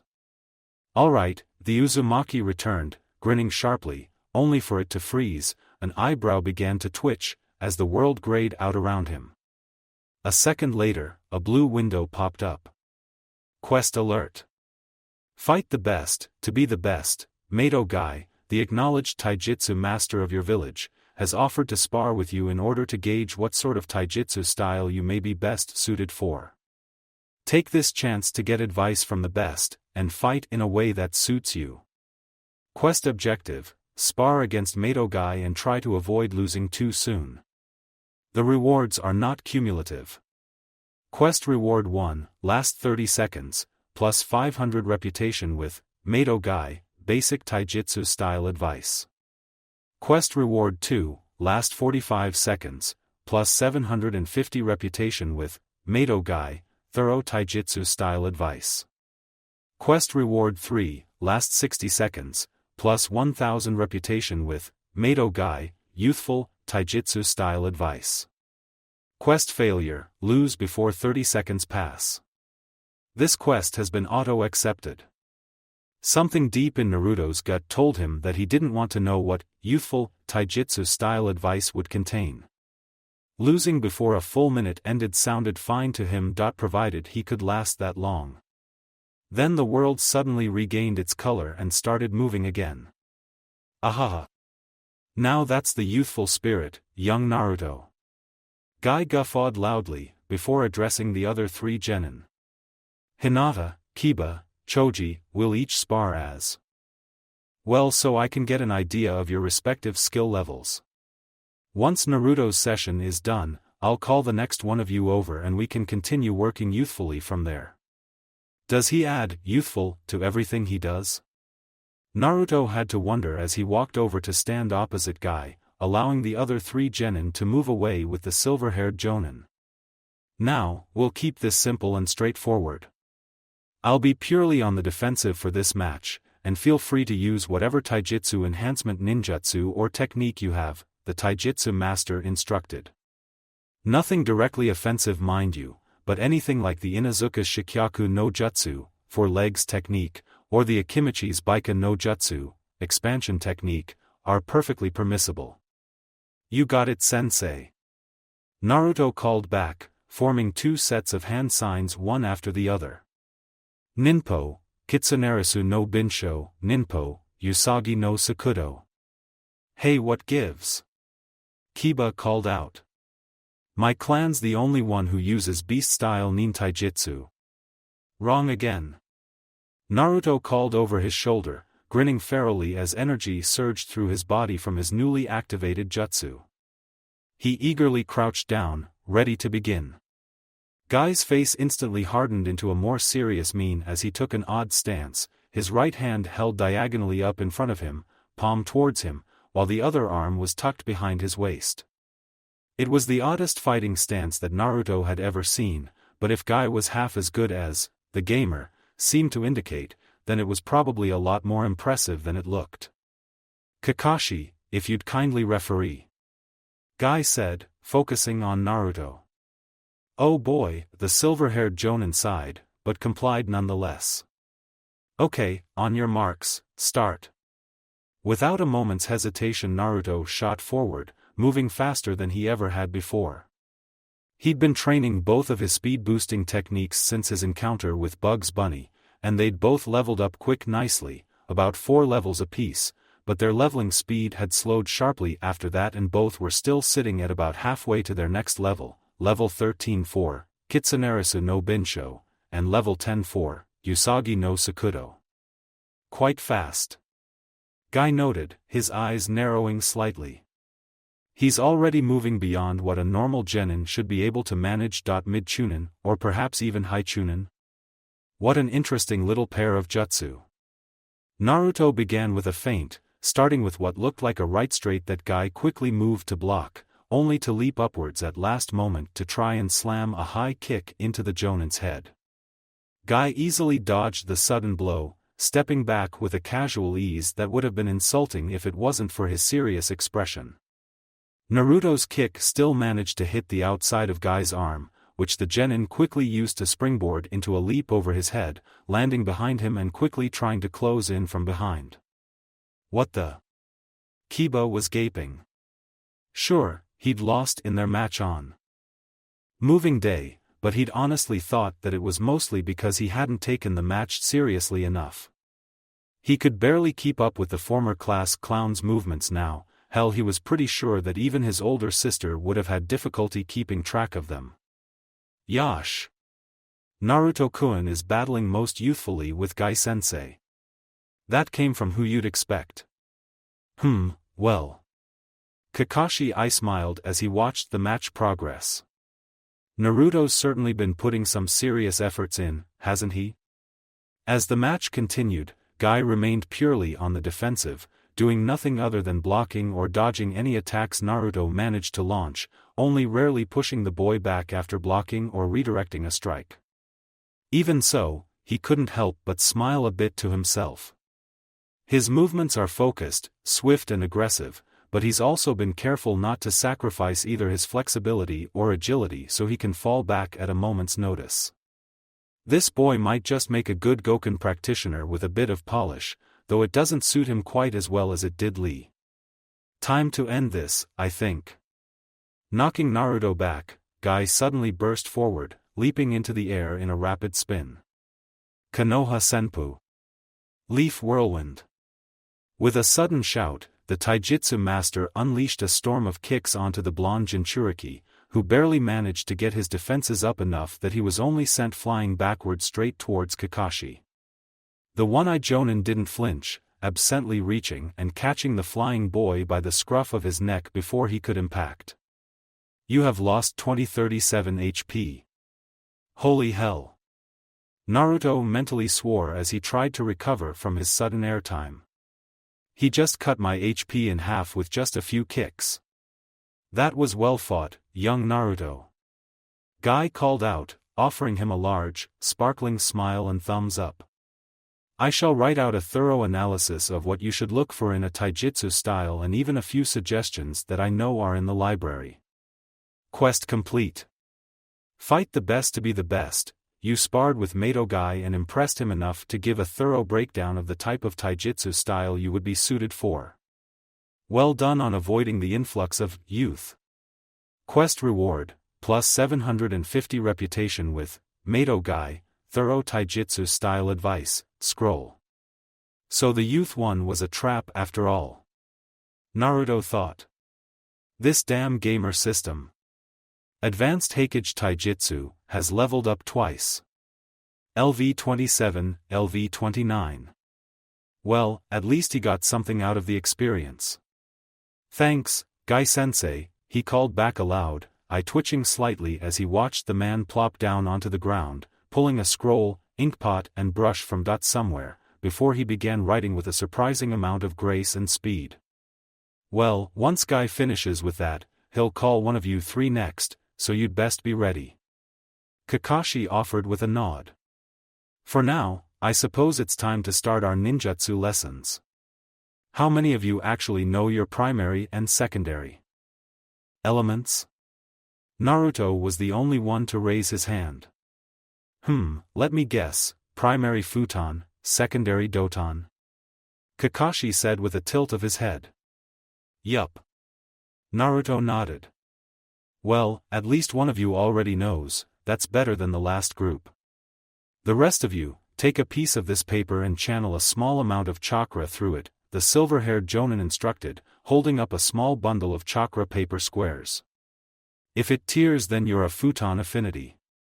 If it gets wet, you're a sueton. If it burns, you're a katon. If it crinkles, you're a raiton. And if it crumbles, you're a doton. Kiba, as it turns out, was a primary doton, secondary katon.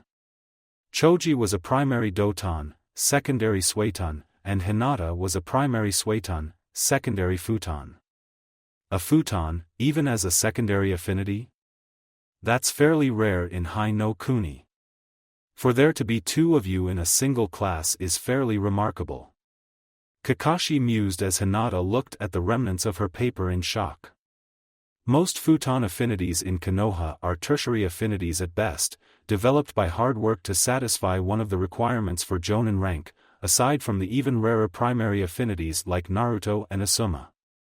Aren't most Hyuga Doton primaries? Hinata asked tremulously. Sure, but while your bloodline has an influence on what your affinities will be, it isn't absolute, the Jonin replied bluntly. In a homogeneous clan like the Hyuga, it can be fairly uncommon, but sometimes this happens every generation or so.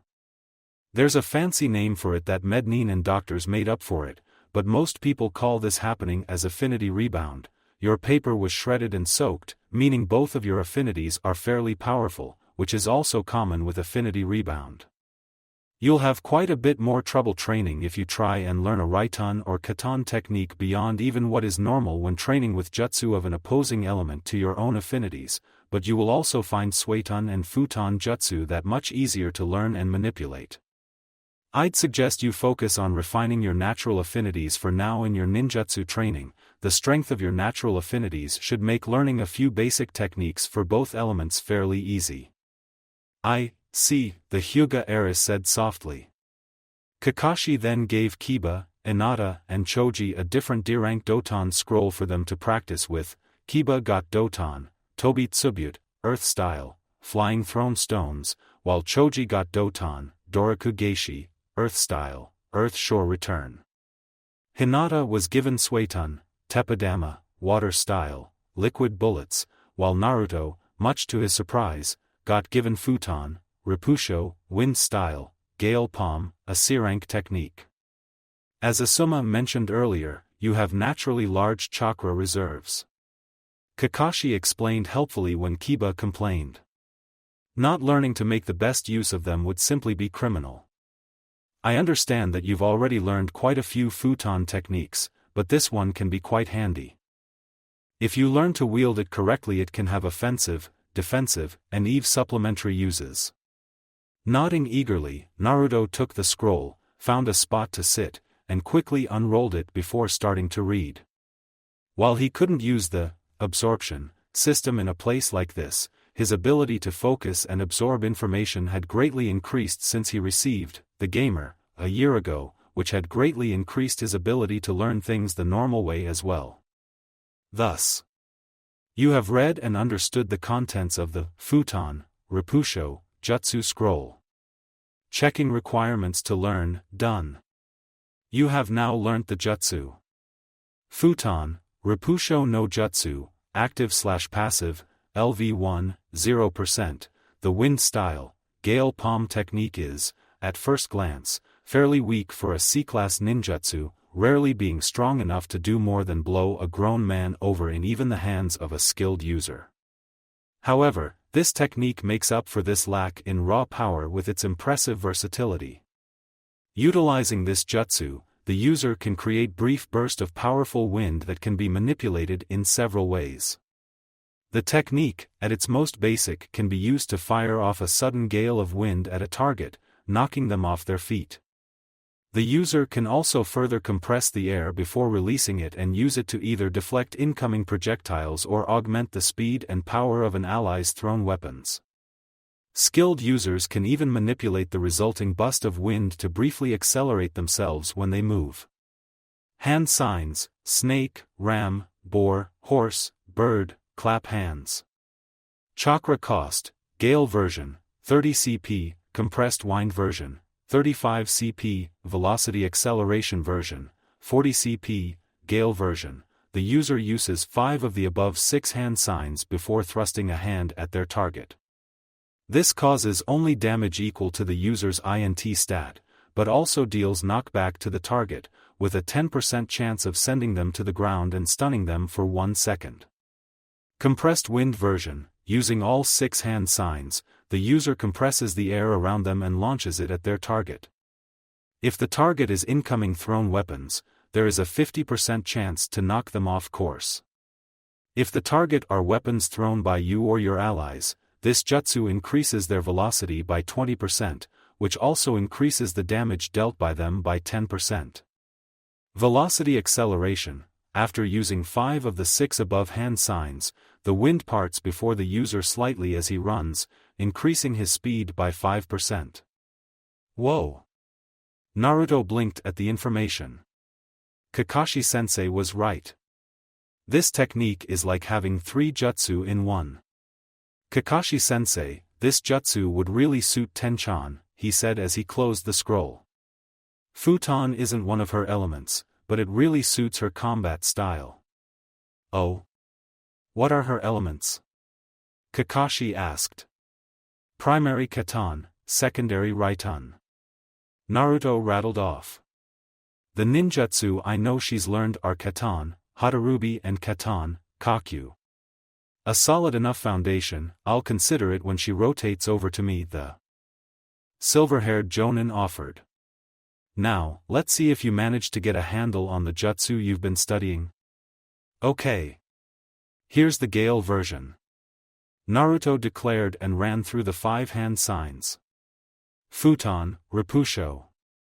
Thrusting one hand out towards Kakashi, a roaring burst of wind erupted from his palm that slammed into the Jonin, knocking him back a step before he quickly recovered. Not bad for a first try. Kakashi offered, absently dusting off his flak jacket. And what about the other 2 forms? Naruto only grinned brightly. Drawing out a couple of shuriken from his holster, he threw them at a tree and used all 6 hand signs this time to send a gale at their backs, making the throwing stars speed into their target with a great deal more force than normal. Then Naruto started running around the training ground using the 3rd version of his newest jutsu to briefly boost his speed. When he came to a halt, a pleasant little window appeared before him. Futon, Repusho, has leveled up. LV1, LV2. You have impressed Kakashi with your ability to use all 3 versions of your new jutsu. You gain 500 reputation with Hatake Kakashi. Well, that is an impressive surprise. It usually takes people a while to get a handle on all 3 forms of the Repusho S after they first learn it. Kakashi said with an eye smile. Well done, Naruto. Ihihi, the gamer, grinned and rubbed the back of his head. Why are we even bothering with this stuff? Kiba grumbled from where he was hunched over his own scroll. We have our clan jutsu. Meaning any enemy smart enough to recognize your clan will likely have at least a general idea of your combat style and probably some idea of what kind of jutsu you'll use. Kakashi pointed out. Knowing a few jutsu outside your clan's techniques is a fairly basic trump card that most smart ninja appreciate. Even Shikamaru is learning a katan jutsu. Do you want to be outdone by him? Hell no, the Inazuka heir shouted back before redoubling his efforts to practice his new jutsu. Wow, he's easy to trick. Naruto deadpanned to himself. When it came time for him to be switched around to Kurenai, Naruto asked her about his new Tanto Jutsu, Naizen Togen Kyo, and even showed her the scroll for it, a genjutsu that isn't a genjutsu. The genjutsu mistress mused thoughtfully as she browsed through the scroll. Your difficulties with chakra control means that most conventional forms of genjutsu won't work for you, Naruto.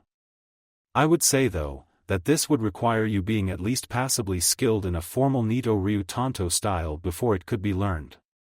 Moreover, it would work best with one that emphasizes speed and skill over raw strength. Thanks, Kurenai-sensei. Naruto said cheerfully. He'd known that he needed a formal style to learn it, but the additional advice on what kind of style to get was useful. After the joint training session streets of Konoha, outside the Konoha library, this is a pretty big place, Naruto remarked as he looked up at the Konohagakure Public Library. The building was indeed quite large, with the name laid out in bronze characters above the door. Trust me, the sublevel where the Shinobi section is located is even bigger. Irika offered. Follow me. The Chunin-sensei led Naruto into the building, past the front desk and through what seemed like half a forest's worth of scrolls and books to a more guarded entrance that had a pair of regular Chunin on guard outside of it. Irika passed a scroll to one of them, who read it, glanced at Naruto and then waved to Two-in.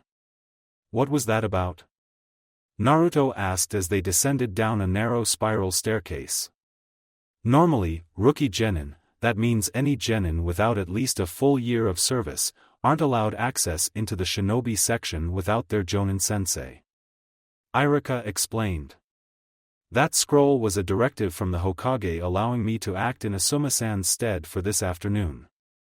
He would have been the one to come with you today, but Hokage-sama received word a few days ago that he would be needed for the next 2 days starting after the first joint training session of your genin platoon today.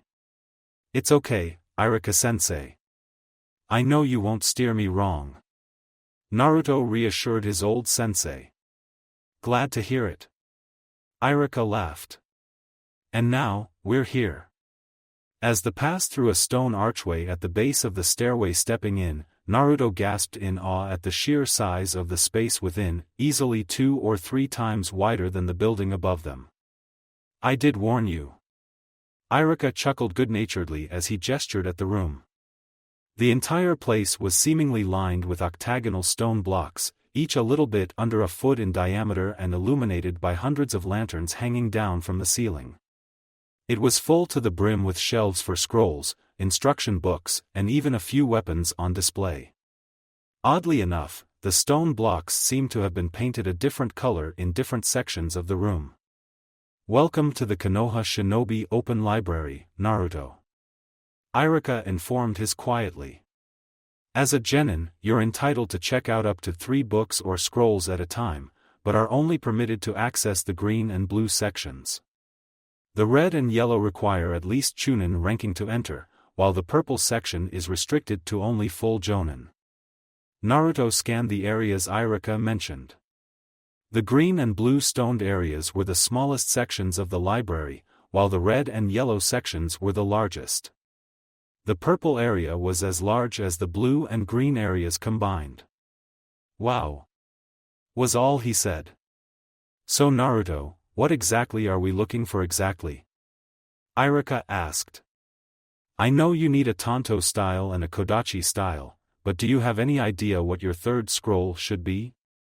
Naruto had to pause and think for a moment. He had 2 other things that he needed to look for, a Sojitsu/Bojutsu style to use with his new collapsible spear and a new Taijutsu style. It took him only a moment to decide.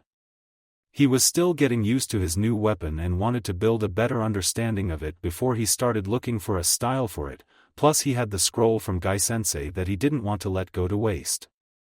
I also need to get a new taijutsu style. Now that I'm a full genin, the Hokage style that I learned in the academy isn't holding up so well. Naruto answered. That's probably a good idea, the academy instructor agreed. So let's start with the Tanto. The first requirement is that it should be one that can switch between 1 and 2 Tanto depending on the situation. Are there any other things you'd like to narrow it down by? Kurenai-sensei suggested one that focuses less on raw strength and more on speed and skill, the blonde genin replied. If it's one that can make use of the chakra nagashi no jutsu, especially futon and doton, that would probably be even better. That rules out the Konoha Tanto Notoryu, leaf short sword two-sword style, for a start. Irika mused. That focuses on balance over most things, with a slight emphasis on speed. Let me see here. Walking over to the desk, Irika consulted with the librarian behind the counter for a minute or two, before coming back with 3 slips of green paper, and 2 sheets of blue paper, each with a series of letters and numbers on them. Irika then led Naruto around to pick up books and scrolls from sections in the green and blue areas before leading him to a table. As soon as he sat down, the world bleached gray and Naruto sighed again. As expected, here was, the gamer, butting in again. Tanto style selection. Based on the criteria you gave him, and with the help of the on-duty librarian, Yumano Irika has selected 5 Notoryu Tanto styles that may be suitable for you. Kindly select one of the 5 below after reviewing their description and comparing their statistics and special features. Be warned, once chosen you cannot select another. 1. Low Genin style, Naizen Ryu. The twin line style is a basic style donated to Konohagakure by the Uchiha clan approximately 50 years ago, when they obtained it after a series of conflicts with Hayashi no Kuni, Land of Woods.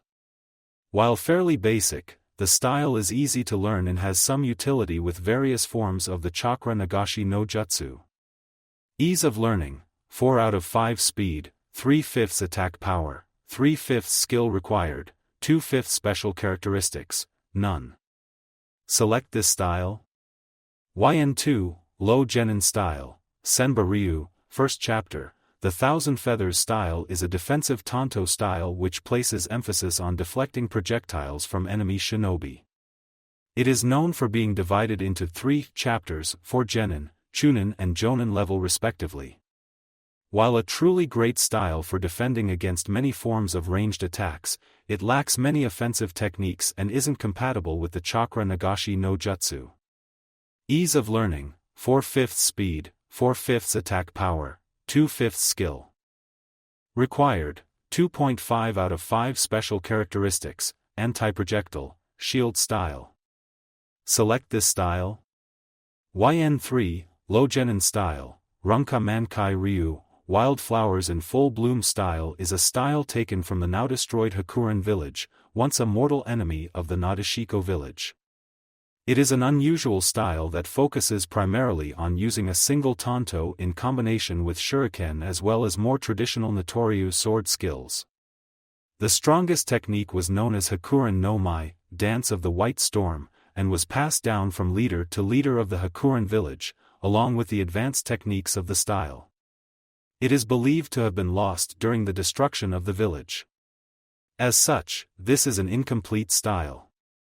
Ease of learning, 3.5/5 speed, 3/5 attack power, 4 out of 5 skill required, 4 out of 5 special characteristics, incomplete, sword and shadow sword. Select this style. YN4, High Genin style, Fuko no Tsum Ryu, a style from Kaze no Kuni originally, and gained by Konoha through its alliance with Sunigakure. The Claws of the Wind Tiger style is a style that focuses heavily on using the Futon Chakra Nagashi no Jutsu in combination with chakra metal weapons. Difficult to both learn and master, it is nonetheless a highly effective style that can quickly overwhelm and cut down many opponents. The style's main weakness lies in its restrictive nature, only able to truly flourish when used in combination with Futon Chakra flow. Ease of learning, 3 out of 5 speed, 4/5 attack power, 3.5 out of 5 skill required, 4 out of 5 special characteristics, elemental restriction, futon, war style, elemental compatibility. Select this style. YN5, Hygenin style, Ryujui Ryu. The flowing water style is one that focuses on controlling the flow of combat, manipulating and controlling the movements and attacks of the enemy towards the practitioner's goal, whether that be death, capture or something else. A highly technical style, its reliance on technical skill over physical ability marks it as a borderline Chunin-ranked style. Ease of learning, 2 out of 5 speed, 2.5 out of 5 attack power, 3 out of 5 skill required, 5 out of 5 special characteristics, battle flow manipulation, technical style, difficult to learn and use. Select this style. YN blinking at the information provided, Naruto let out a sigh. Well, at least it's letting me compare stats, right? Shaking his head, the young Uzumaki took in everything he could about the styles. The first to be eliminated was the first one listed, Nizen Ryu. Its only real benefit was that it was easy to learn, otherwise the style offered nothing really special in comparison to the other styles being offered. After going through the remaining 4 styles again, he reluctantly decided to eliminate the Runka Mankai Ryu, while the style itself sounded pretty cool with its inclusion of shuriken techniques in addition to normal tanto training. The fact that it was missing its more advanced kata and final techniques was simply too much of a negative for Naruto to ignore. Next to be eliminated was the Ryujui Ryu. While the battle flow manipulation certainly sounded interesting, Naruto knew himself well enough to know that he simply wasn't built for a purely technical style, which would discard a lot of the work he'd put in on bolstering his physical abilities. Finally, he eliminated the Senba Ryu. While the idea of a defensive style was certainly intriguing, it simply wasn't what he was looking for in regards to his Tanto style. This left Fuko no Tsum Ryu. It was the best of the 5 options, and fit into the requirements for his Nizen Togen Kyo technique as well. He had to wonder if there were other styles that had the same name. Because Claws of the Wind Tiger sounded like a truly awesome name for a ninjutsu technique in addition to being a pretty badass style name. He selected Y for the Fuko no Tsum Ryu, and then hit Y again when asked to confirm if he was certain about his choice.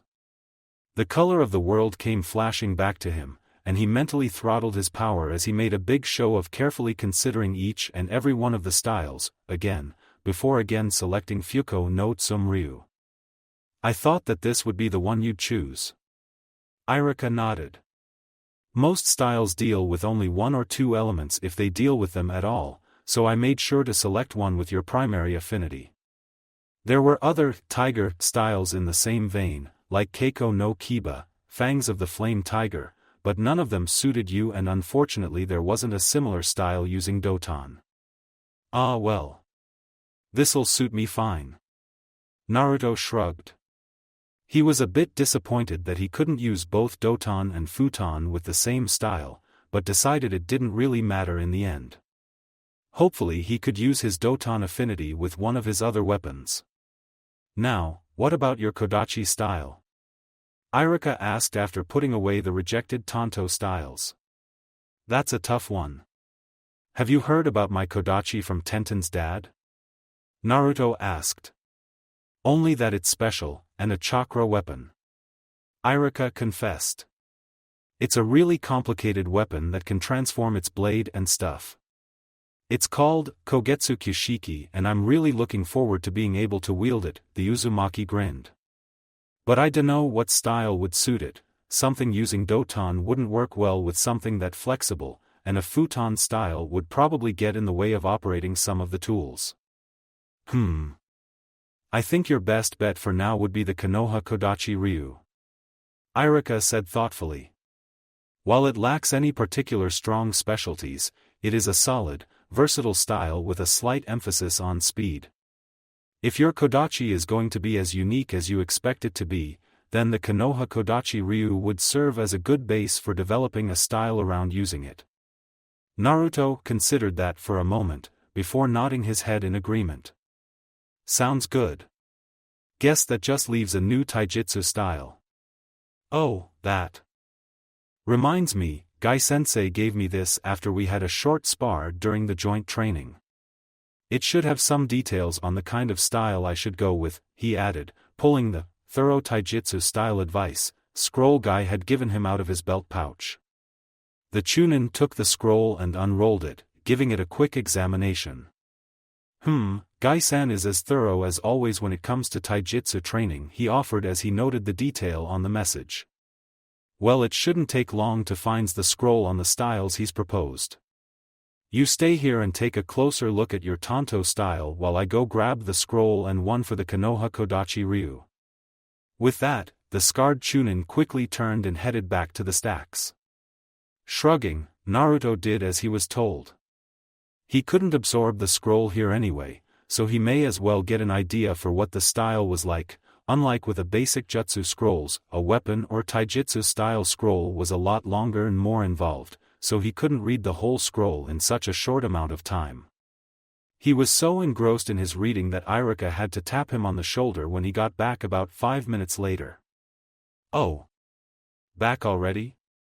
Naruto said, looking up at his old sensei. Yeah, and I think I've found a style that you'll like. Irika nodded, and placed a scroll on the desk. It was fairly large and, despite looking quite old, was rather ornate, with metal handles carved into the shape of tiger heads. It's called Randora Ryu, Storm Tiger style, and it's one of the styles Guy-san suggested that I thought would suit you best. It's fast, aggressive, maneuverable and works well with physical enhancement ninjutsu.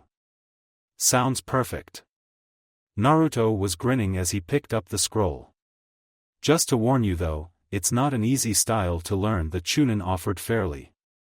While not quite as bad as Guy-san's Goken style, it is still an incredibly strenuous style to learn. You're going to have to sweat and strain to learn this one, Naruto, but I agree with Guy-san that you have the ability to make incredible use of it. I won't let you down, Irika-sensei. Naruto grinned up at the first adult aside from the old man who'd actually believed in him. Gathering the 2 chosen scrolls of the desk, as well as accepting the plain-looking scroll containing the Konoha Kodachi Ryu that Irika had brought along with the Randora Ryu scroll, he quickly started following Irika toward the front desk. The librarian, a slightly older-looking woman with graying hair, dressed in a Chunin vest, took a quick note of the 3 scrolls he was checking out, as well as accepting a small scroll from Irika, before adding a quick addition to the note. Considering this is a reward from the Hokage, you're being allowed to check these 3 out indefinitely this time, she explained as she finished noting everything down. After they're returned, any further checkouts will need to be either renewed or returned within 1 month. There is 100 ryo per week overdue fee if they're not, and any significant damage will also come with a fine and a possible restriction of privileges if it happens repeatedly. Understood. Naruto nodded obediently. Irika treated Naruto to Ichiraku ramen again on the way home before the 2 said their farewells in front of the Amikage apartments, with the Chunin telling Naruto to study his new styles hard. Zipping up to his apartment, he had to get a hold of the Shunshin no Jutsu at some point. Naruto grinned like a lunatic as he locked himself in for the night and headed to his living room. Okay, time to upgrade my armed styles, he muttered excitedly. Kodachi first. He pulled out the Konoha Kodachi Ryu scroll and grinned as the expected pop-up appeared. You have acquired the Konoha Kodachi Ryu scroll. Do you wish to learn this Kodachi style? Warning: learning this style will upgrade your self-taught Kodachi Kenjutsu style and it will not be reversible. Are you sure you wish to do this? Hell yes. Naruto muttered and hit Y, doing so again when he was asked to confirm his choice. The scroll dissolved into blue motes of light which were absorbed into his body almost immediately. Congratulations! You have upgraded your self-taught Kodachi Kenjutsu into Konoha Kodachi Ryu. Due to the former style being maxed out, it starts at level 2. Konoha Kodachi Ryu, passive, LV2, 0%, the Leaf Kodachi style, like all other forms of Konoha-ryu Kenjutsu, was originally developed from the Senju clan's own sword styles, though the styles were simplified in order to make it easier for most shinobi to learn. Over the century since they were first developed, the various forms of Konoha-ryu have developed and evolved into their own styles, each with a proud, reliable history of service. While not excelling in any particular area, save for a slight focus on attack speed, the Konoha Kodachi Ryu also lacks any form of distinct weakness that can often be found with more specialized styles. Advanced practitioners can advance to the more dangerous Yura Konoha Kodachi Ryu, reverse leaf Kodachi style, which is primarily used by the ANBU forces. Increases damage dealt by Kodachi-type weapons by 14. Increases attack speed of Kodachi-type weapons by 16. Increases STR while wielding a Kodachi-type weapon by 12. Increases DX while wielding a Kodachi-type weapon by 12. As the level of this style increases, various Kodachi jutsu may be unlocked depending on the user's luck. Huh, that's pretty good. Naruto blinked. His self-taught version had capped out at 10 across the board. Okay, now for the Tanto version. You have acquired the Fuko no Tsum-ryu scroll. Do you wish to learn this Tanto style? Warning, learning this style will upgrade your self-taught Nido-ryu Tanto Kenjutsu style and it will not be reversible. Are you sure you wish to do this? YN again confirming twice that he did indeed want to do this. Naruto watched as the scroll was absorbed into his chest. He was really glad that the gamer gave him an exact copy of any scroll or book that he absorbed, otherwise he'd have needed to learn these styles the old-fashioned way. Congratulations! You have upgraded your self-taught Nido-ryu Tanto Kenjutsu into Fuko no Tsum-ryu. Due to the former style being maxed out, it starts on level 2. Fuko no Tsum-ryu, passive, LV2, 0%. The Claws of the Wind Tiger style was developed by a wandering tribe of shinobi in Kaze no Kuni. Unlike most, they dwelt in one of the few mountainous areas possessing lush vegetation and plentiful water in that barren and desolate land. This Tanto style was developed after the son of the tribe's chieftain was almost killed by a white and black-striped tiger while hunting. Specializing in swift hit-and-run tactics combined with the use of the Futon Chakra Nagashi Jutsu to give it a fair amount of striking power, it is difficult and arduous to master, but the results are well worth it.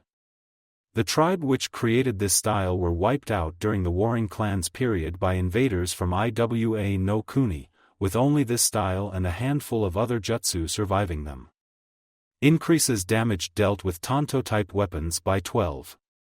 Increases attack speed with Tanto-type weapons by 16. Increases effectiveness of the Futon Chakra Nagashi Jutsu, when used in combination with Tanto-type weapons by 5. Increases STR when wielding Tanto-type weapons by 12. Increases DX when wielding Tanto-type weapons by 12. Increases the effectiveness of evasion-type skills by 5 while wielding Tanto-type weapons. As the level of this style increases, various Tanto and Chakra Nagashi Jutsu may be unlocked depending on the user's luck. Again, it was a huge jump from his crummy, self-taught style. As he'd learned the style as a whole, including any special attacks and sword techniques they might have had, it seemed he might earn them when his overall level and/or his level with the respective styles reached a certain point. The only one he didn't learn right away was Randora Ryu, because he wouldn't get the full benefits of learning it after the Hokage style until he reached the maximum level with it. Each tier of the Hokage style, basic, intermediate, and advanced, consisted of 10 levels each, with the name changing every time you upgraded it. Looking at his Tanto and Kodachi styles, they had each gained a free level because the preceding style had been maxed out before the upgrade. If Taijutsu styles worked anything like weapon styles, maybe he'd get one free level per 10 full levels of the Hokage style he had mastered. It was worth a try, at least, and there was only one level to go before he maxed it out, so he wouldn't be wasting much time with it. Sakura-chan and Ino should have learned some ninjutsu from Kakashi-sensei today, and hopefully learned how to fight a bit from Gai-sensei, so Asuma-sensei'll probably make me take them into training ground 13 soon. The Uzumaki mused aloud.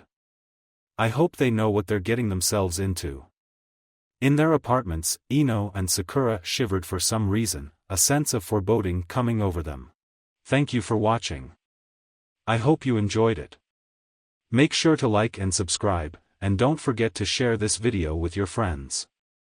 Guys, make sure to help the author by visiting the link in the description. This is Fox Sage, and I'm signing off.